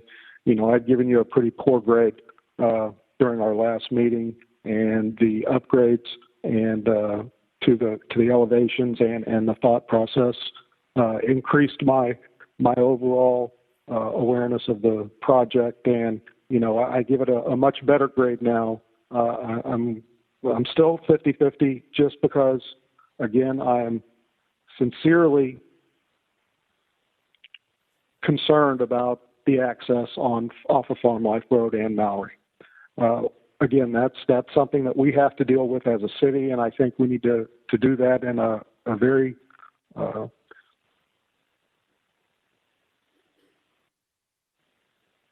way to ensure that we, are providing the best access to our community and providing for public safety as well.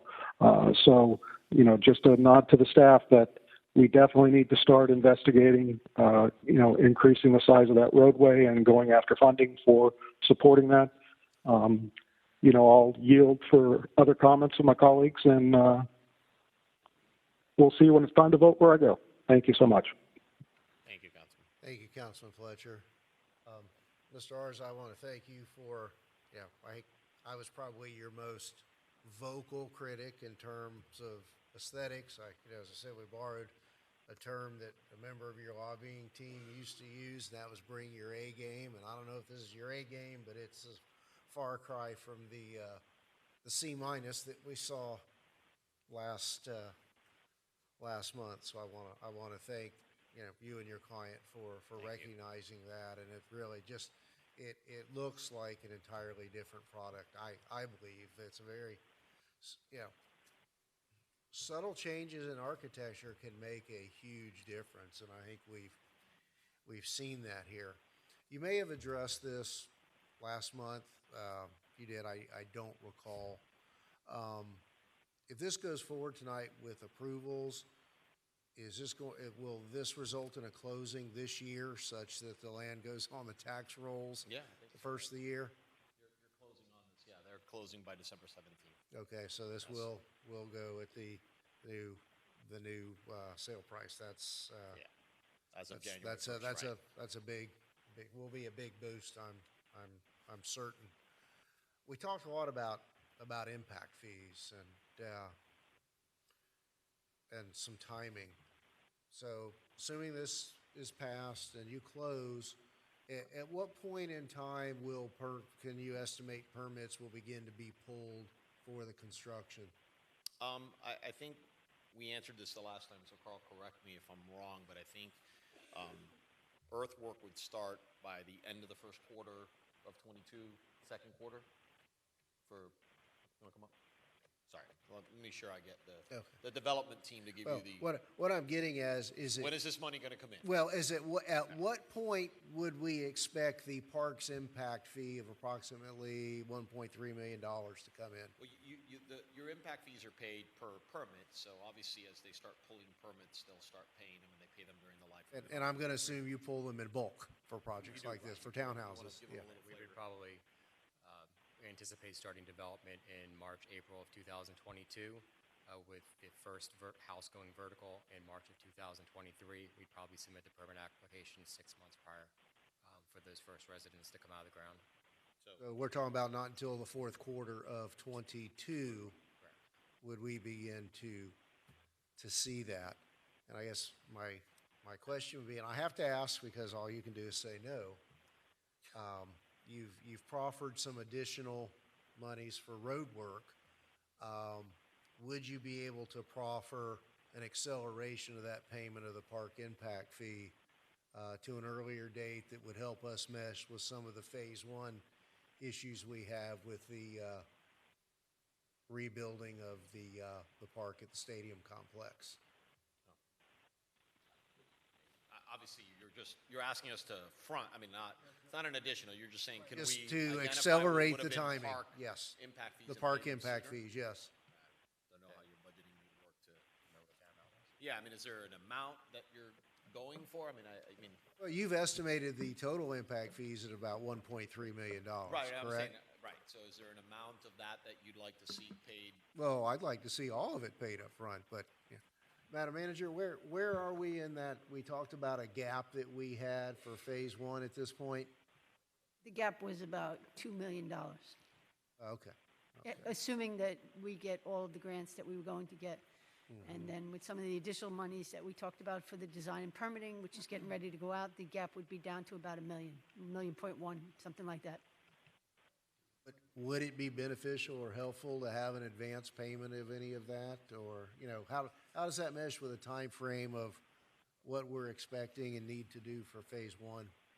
It's a good question. I don't have the list of grants in front of me and what the timeline is, and if it would be closer to the last quarter, that perhaps when they do apply for permits, that money would be okay. But let me just check with staff real quick. Okay, thank you. Mayor? Joe, Yes, here. Mr. Hi. Cordino. The permits, the fees are collected per permit, so it would really be an accounting nightmare to try to back out the fee. I'm not quite sure how we would do that, so. Mayor, it may not matter because the last period for the grant funding is, we're probably looking at September of next year. So you may well have been ready to start pulling your permits.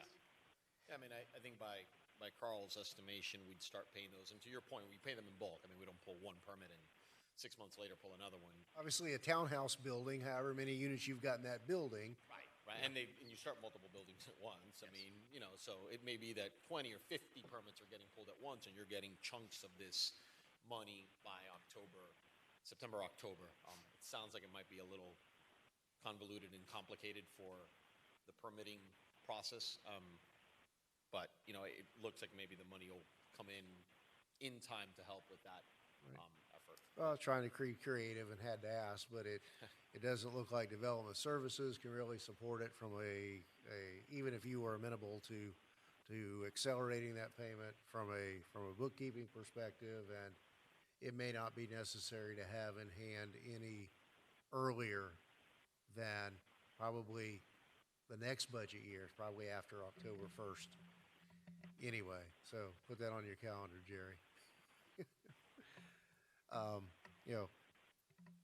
And again, in the past, I've looked at product mix, density, aesthetics, as well as traffic. And as does Councilwoman Bailey, that a 22-foot wide townhouse, that's not much wider than the length of your SUV. Our offices, my office upstairs is bigger than the width of the townhouse. So that's hard for me to conceptualize. But for me, at this point, it comes down to the traffic, to share the Vice Mayor's concerns, the traffic in that road at that location.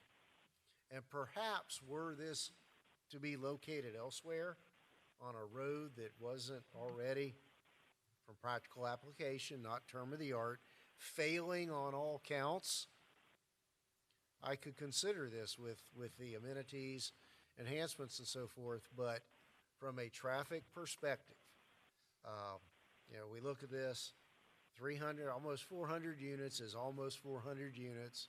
No matter what they look like and what the mix is, that's not relevant for putting 381 units on a road with no improvements in reasonable sight that's already, in my view, dramatically overburdened. And, I know it doesn't come as any surprise, and I've never been vague with you. No. But, based upon that, and again, my compliments to everyone who was involved in that and tweaking and bringing back a much better looking and amenitized project. But I've got to look at the impact of the community at large, and I get someday, somewhere, somehow, this will be developed with something. From where I sit, today's not the day. Council, anything further? Councilwoman Avila? Thank you. Oh my God, it's getting worse. Yeah. I want to just mention Councilman Fletcher's recommendation. I thank him for asking us to opine on it.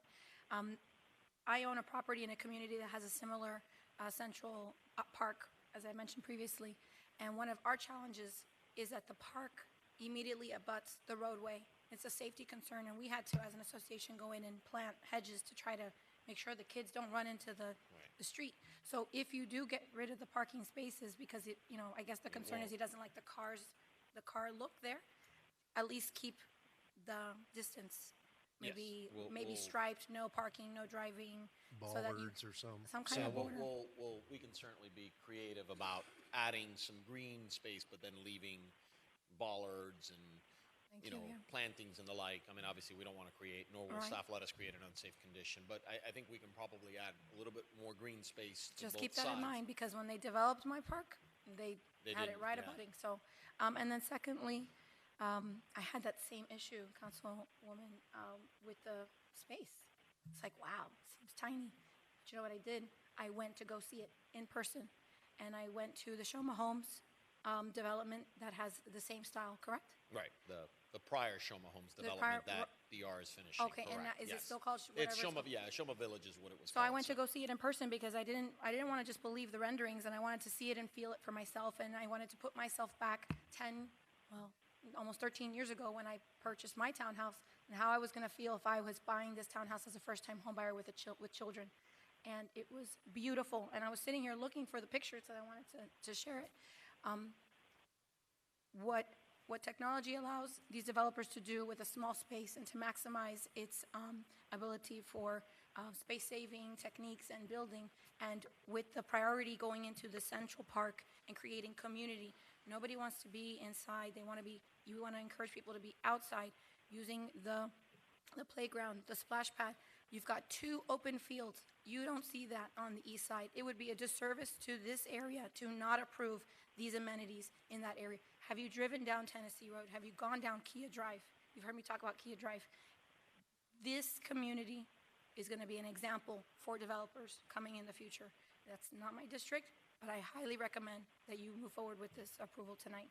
And this density, as I mentioned, this is the density of consumers with disposable income that is going to support the downtown and the improvements that we're trying to make on the corner of US 1 and Campbell Drive and in our downtown area. And if you guys don't see that, then I don't know. I feel like we're going in circles just trying to keep, other platforms talking about density happy.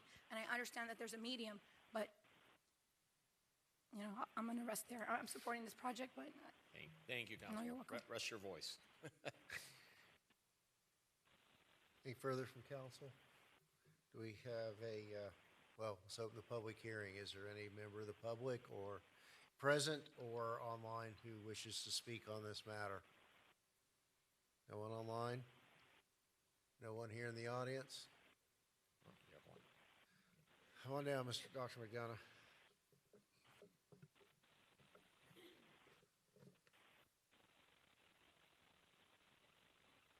Hello, Dr. James Eric McDonough, 32320 Southwest 199th Avenue. I guess first off, I'll piggyback on Mr. Corradino's joke and say that I could also not do my job and I could refuse to follow direct orders to the court, but I don't work for WSH. My name's not Sam Zeskine or Matthew Mandel. With that said, I've been following this a lot, and it does seem that the developers have spruced this up a lot. But there's an old saying that, you can put lipstick on a pig and it's still a pig. With the number of homes, I guess it looks on the agenda 371. I think I heard you say 381. And I guess the numbers originally that were approved by a former council who had sold the city under the river had allowed for 398. So it looks like it's about maybe a 5% reduction from what the maximum density is, but that's still density we don't need. Speaking on behalf of myself and my personal feelings, I'm sure the feelings of all my readers, with all due respect, we probably would ask Mr. Arza to kick rocks, but if you got to let it go, you got to let it go. But we really need to stop overdevelopment. We need to stop these variances. We need to stop decreasing lot lines. We need to stop destroying the city. Thank you and have a good evening. Thank you. All right, so I'll close. Mr. Arza, do you have any rebuttal? No, Okay. that's Thank you. fine. I mean, I appreciate that. I don't think there's anything. All right. So we're going to have to take this one item at a time. And We'll take, Mayor? yes. If I could, before you all discuss or make a motion or consider, just want to sort of one by one, if any one of the variances is no, then by default, the site plan, the special exception, and the T-plat can't be approved because all those variances, or the site plan and the T-plat are all predicated on those variances having been approved. Thank you for that reminder, Mr. White. All right. So tab 1, and this is the site area variance issue. Do we have a motion to approve? Moved by Councilwoman Avila, seconded by Councilman Roth. Any further from council? Let's have a roll call vote. Councilwoman Bailey? No. Councilman Roth? Yes. Councilman Fletcher? Yes. Councilwoman Fairclough Staggers? Councilwoman Avila, Yes. Vice Mayor Guzman, No. Mayor Losner. No. The motion carries. Next item, tab 2, is CAR 3350, a public hearing 2019-33. This is the site area variance. Do we have a motion for approval? Moved by Councilwoman Avila. We have a second. Second, Councilman Roth. Roll call, Madam Clerk. Councilwoman Fairclough Staggers. Councilman Fletcher. Yes. Councilman Roth. Yes. Councilwoman Bailey. Yes. Councilwoman Avila. Yes. Vice Mayor Guzman. No. Mayor Losner. No. The motion carries. Next item, tab 3, car number 3241, public hearing number 2019-34. This is the patio terrace variance. We have a motion to approve. Moved by Councilwoman Avila, second by Councilman Roth. Roll call, Madam Clerk. Councilman Roth. Yes. Councilwoman Bailey. No. Councilman Fletcher. Yes. Councilwoman Avila. Councilwoman Fairclough Staggers. Vice Mayor Guzman. No. Mayor Losner. No. The motion carries. Thank you. Tab 4, car number 3242, public hearing number 2019-35, a lot width variance. We have a motion to approve. Moved by Councilman Roth, seconded by Councilwoman Avila. Roll call, Madam Clerk. Councilman Fletcher. Yes. Councilwoman Avila. Councilwoman Bailey. No. Councilman Roth. Yes. Councilwoman Fairclough Staggers. Vice Mayor Guzman. No. Mayor Losner. No. The motion carries. Next item, tab 5, car number 3284, public hearing 2020-34, storage area and garage variance. Roll call, Madam Clerk. I need a motion, Mr. Mayor, please. We have moved by Councilman Ross, seconded by Councilwoman Avila. Roll call. Councilwoman Bailey. Yes.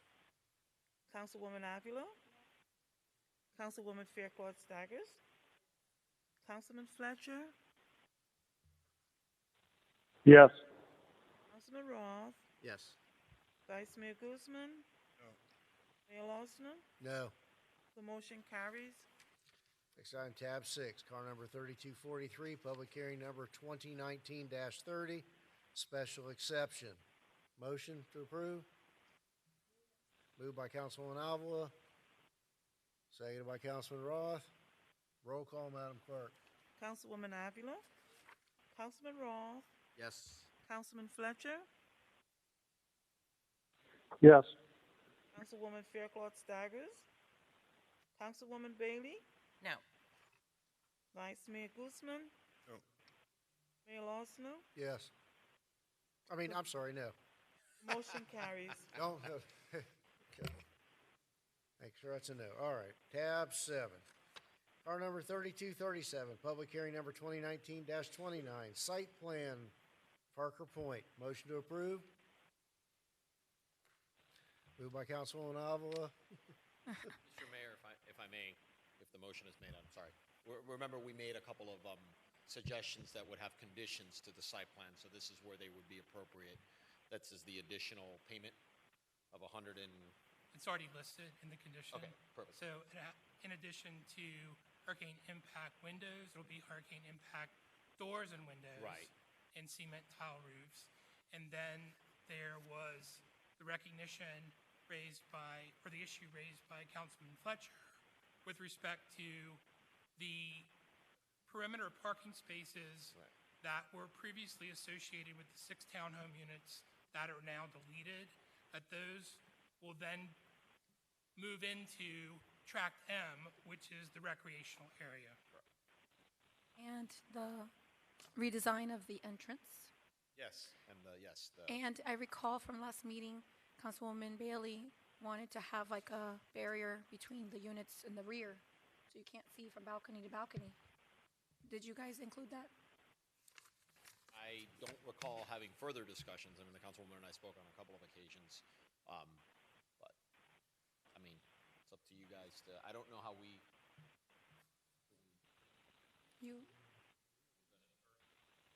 Was that still an item for you, we're trying to Councilwoman? figure out a way to have a version of an aluminum separation that would create some of that visual separation anyway.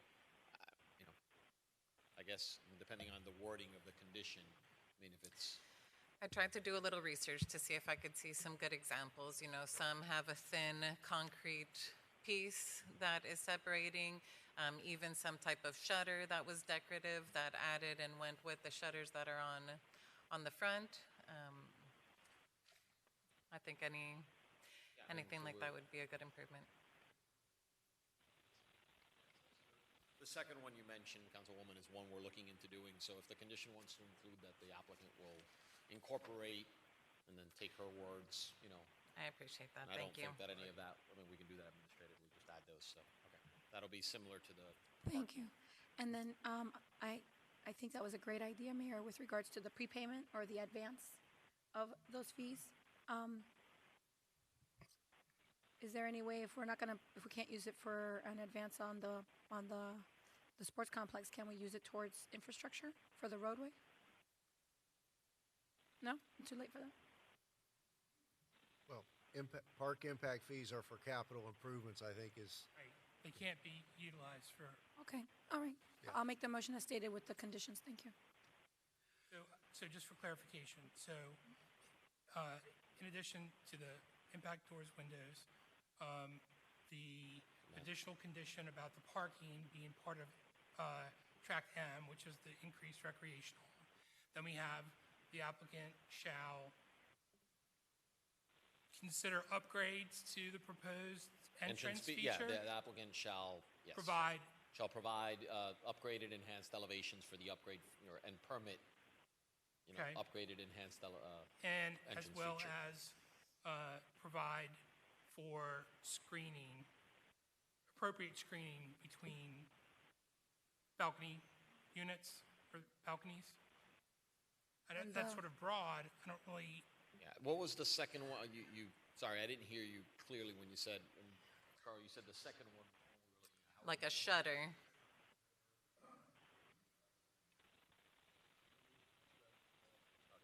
Yeah, so I guess it's a version of an aluminum decorative shutter that's flipped to provide for privacy. Maybe we should state just that so that we don't just leave it like we'll provide screening and then it's up to everyone's interpretation. Why don't we say we'll incorporate, you know, decorative aluminum screening to provide for Yeah, enhanced. Joe knows what we're talking about. He'll be able to, yeah.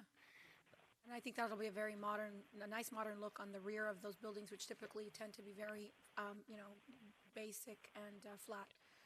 So you've got the roof tile, you've got the shutters, you've got the entrance, you've got the rear, the parking around track M, you have the windows and doors. Right. And the extra money. The extra money. Am I missing something? Am I missing anything? No? All right, motion as stated. Is that, need more clarification? Good, okay. good. have a motion, have a second from Councilman Roth. Let's have a roll call vote, and this is on tab 6, correct? No, tab 7. Tab 7. Councilwoman Fairclough Staggers. Councilwoman Bailey. I appreciate the upgrades, but no. Councilman Roth. Councilwoman Avila. Yes. Councilman Fletcher. Yes.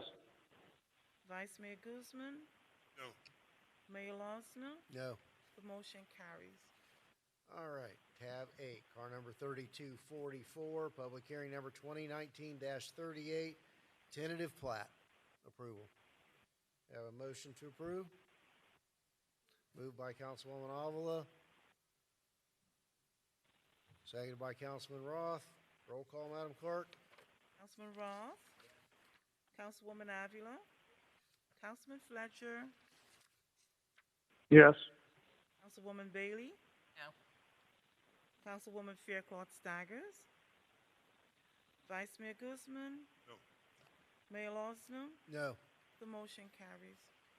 And finally, with respect to this matter, tab 9, car number 33009, public hearing 2019-29A, approval of the transportation fair share proportionate mitigation agreement for Parker Point. Motion to approve. Moved by Councilman Avila, seconded by Councilman Roth. Roll call, Madam Clerk. Councilman Fletcher, Yes. Councilwoman Bailey, Yes.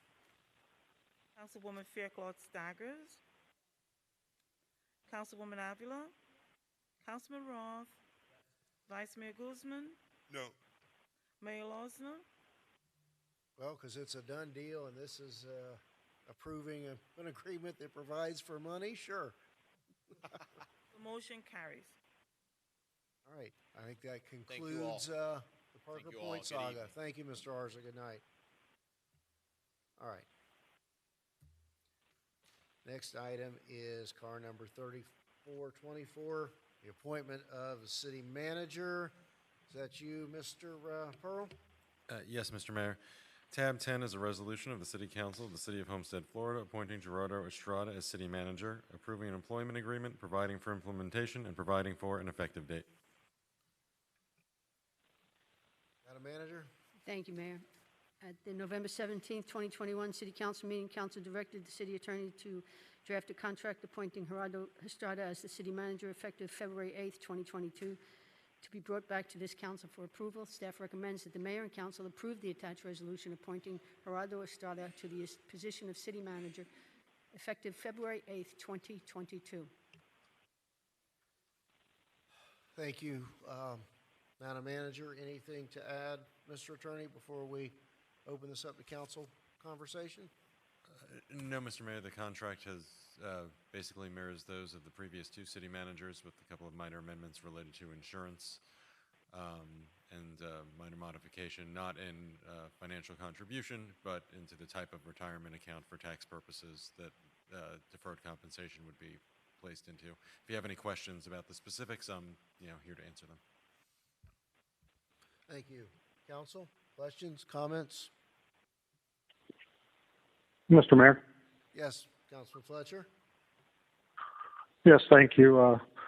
First, I thought that the motion from last week was to bring the contract to council for review, not just for approval, it was for review, if I remember the motion correctly. With that being said, I would ask for a couple of extra days for me to be able to support this. I have not had an opportunity to sit down with Mr. Estrada and understand his vision for the city. That has not been his fault by any stretch of the imagination. That's been due to some work-related issues with me. But I would like to have the opportunity to sit and chat with him sometime before our next meeting, which is next week, if my colleagues would, provide me with the same concessions that they have other members for a couple of days. Thank you. Thank you, Councilman Fletcher. Any thoughts, Council, on Councilman Fletcher's request? I guess essentially he's asking to defer the consideration of this matter for 1 week to our regular council meeting on December 15th. Is that correct, Mr. Fletcher? Yes, sir, and I believe that will still meet the timelines that are needed if we are to move forward with his approval. Council, questions, comments? All right.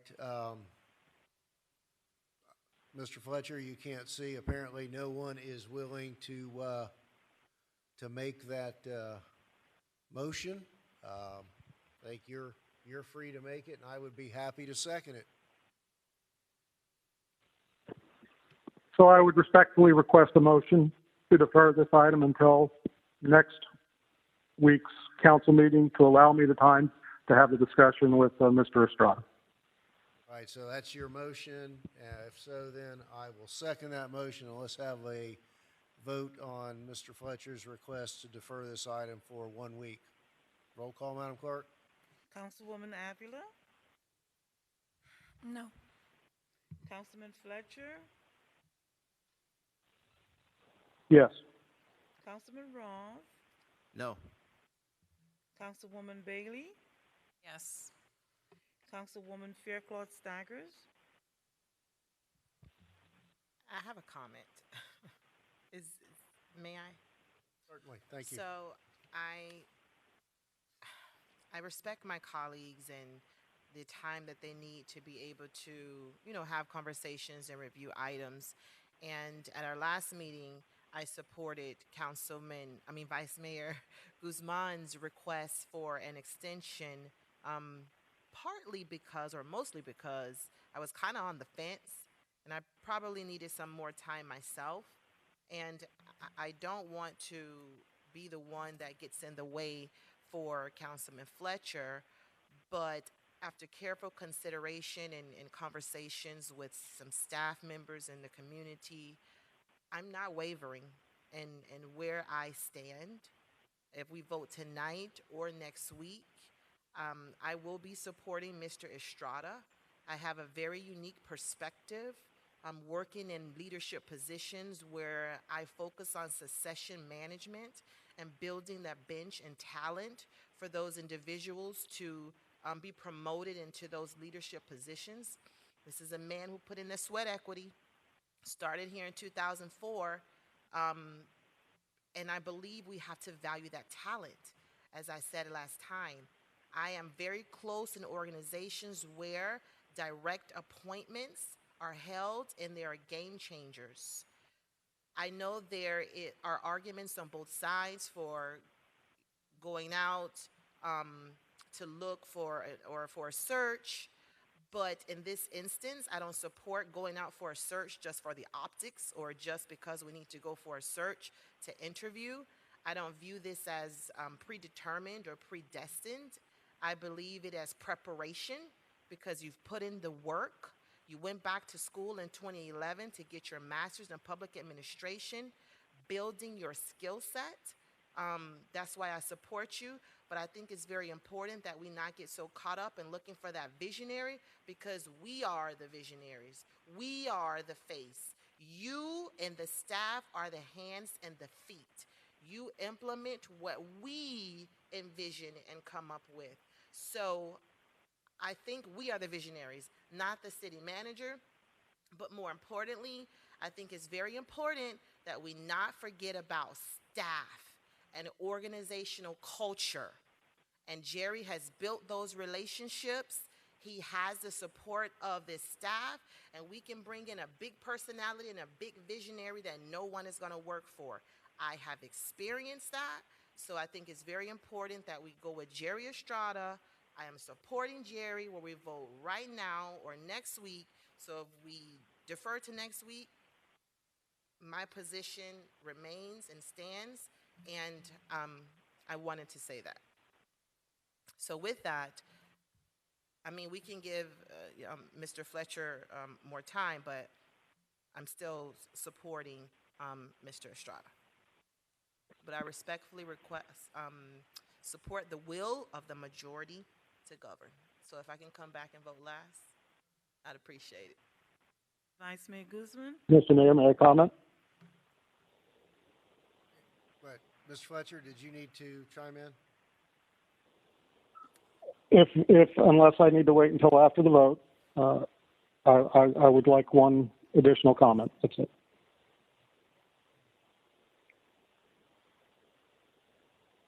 If there's no objection, let me go ahead and have Mr. Fletcher weigh in before the last two cast their votes. Go ahead, Mr. Fletcher, Councilman Fletcher. So thank you so much, and I do appreciate your passion and your voice, Vice Mayor Faircloth Staggers. I still call you Vice Mayor because that's how you are on my phone. But here nor there, I appreciate your thought process, and again, my thought is not to try and delay this any other than I have just not had the long conversation face to face like I would like to have had with Mr. Estrada. And again, it's not only for his vision, but it's also to understand his overall thought process on the long-term governing of the city. Again, I'm not trying to be a spoke in the wheel here. that's going to stop it from rolling, I would just respectfully request that I be given that time to have that discussion with them prior to next week's meeting. I'm with the majority of council to ensure that we have the right person in place to ensure the succession is run completely and ensure that the city continues on the pathway forward. We have a lot of major issues that are coming towards our city right now that we're going to have to make decisions on and they're going to have to implement. And I would just like to know his thought process on those. And again, it's no fault of his, it's mine for not being able to set that time with him, but that's where I would stand tonight. I appreciate it. Thank you so much. Thank you, Councilman Fletcher. All right. I think we're back to the Vice Mayor casting his vote on the motion to defer. Out of respect to my colleague, I'm going to grant him more time because I was sitting in this seat last month and I was asking for the same thing, and thank the Lord you guys gave me some more time. Like Councilwoman Fairclough-Staggers said, I am also in support of Jerry Estrada. For when I was sitting up here on council for those 9 months, every time I'd ask Jerry to do something, he'd get it done within 24 hours. He was on top of everything that I asked for. And I also think it sends a really good message to the rest of staff. It tells you that you can work your way up and make your way to the highest level if you dedicate yourself and put in the time. I think hiring from within when you have the right credentials is the right way to go. So I'm also, like Councilwoman Fairclough-Staggers, will be supporting Jerry Estrada. Thank you. Your vote is yes to defer.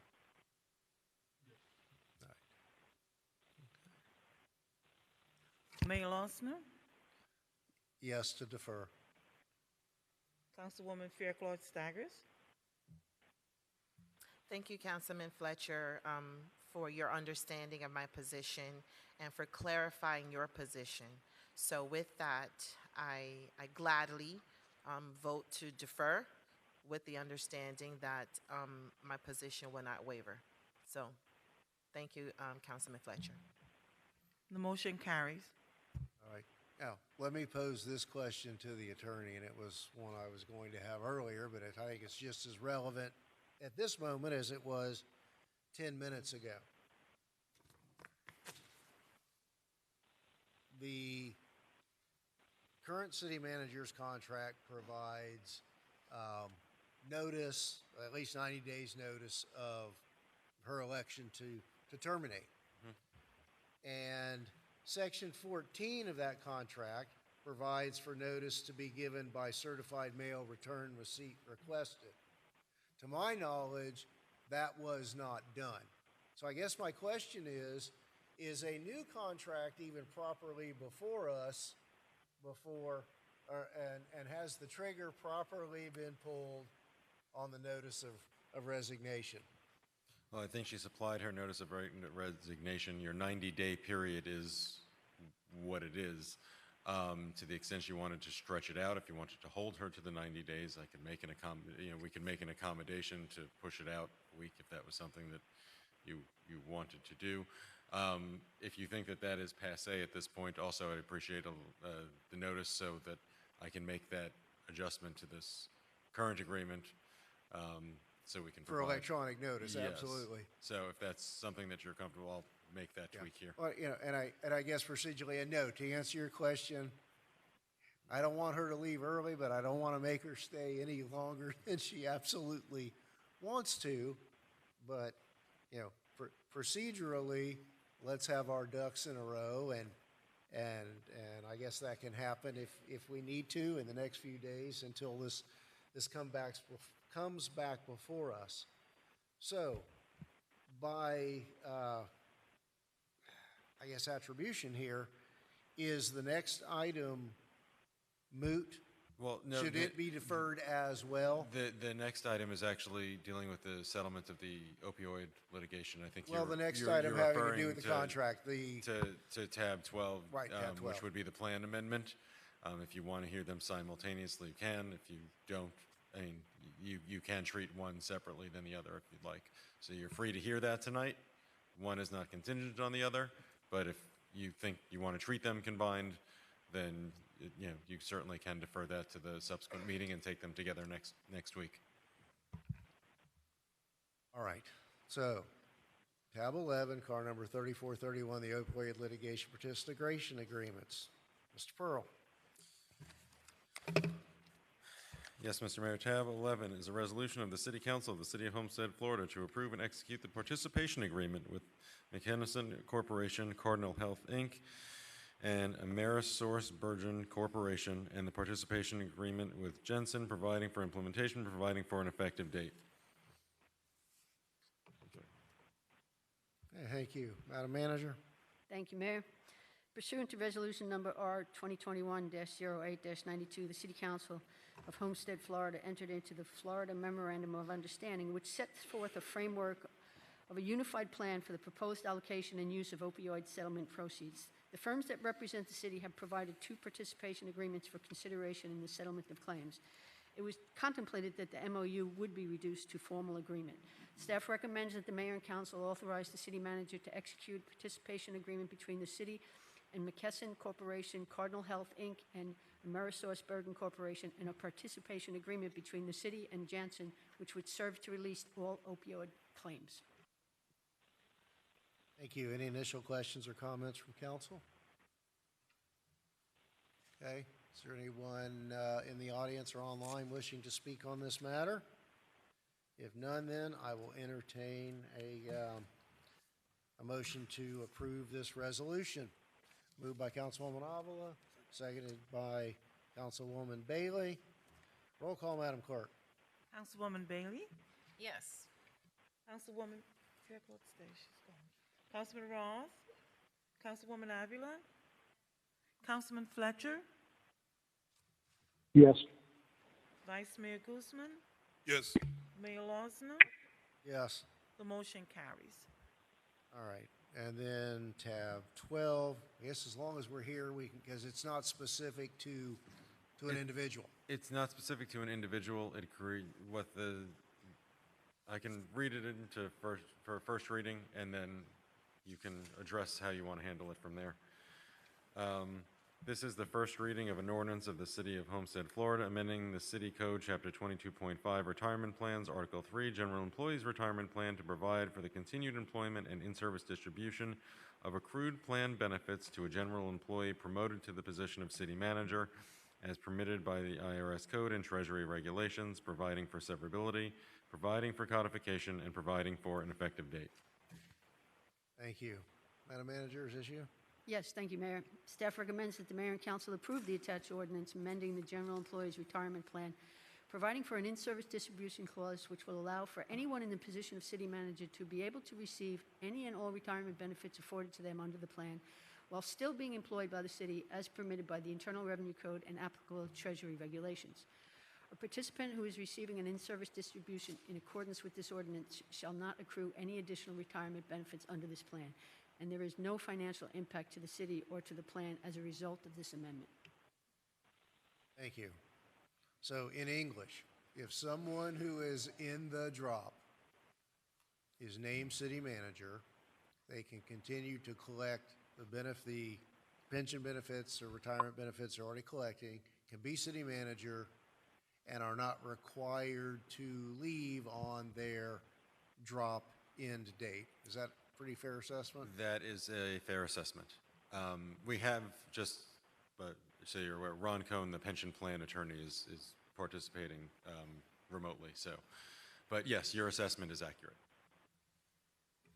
You know, as we said, it could apply to Mr. Estrada or any other future city employee in similar circumstances. Promoted to the city position of city manager. Yeah. It Solely is promoted to city manager. correct. It is not plan-wide. This is for a particular circumstance, someone promoted to that position. Thank you. All right, any questions or comments from council? None? Any questions or comments from the public, either online or in person? All right, do we have a motion to approve? Moved by Councilwoman Avila, seconded by Vice Mayor Guzman. Roll call, Madam Clerk. Councilwoman, she's gone. Councilwoman Avila? Councilman Roth? Councilwoman Bailey? Yes. Councilman Fletcher? Yes. Vice Mayor Guzman, Yes. Mayor Losner, Yes, the motion carries. thank you. Anything further, Madam Manager? No, Mr. Mayor. Anything further, Mr. Attorney? No, sir.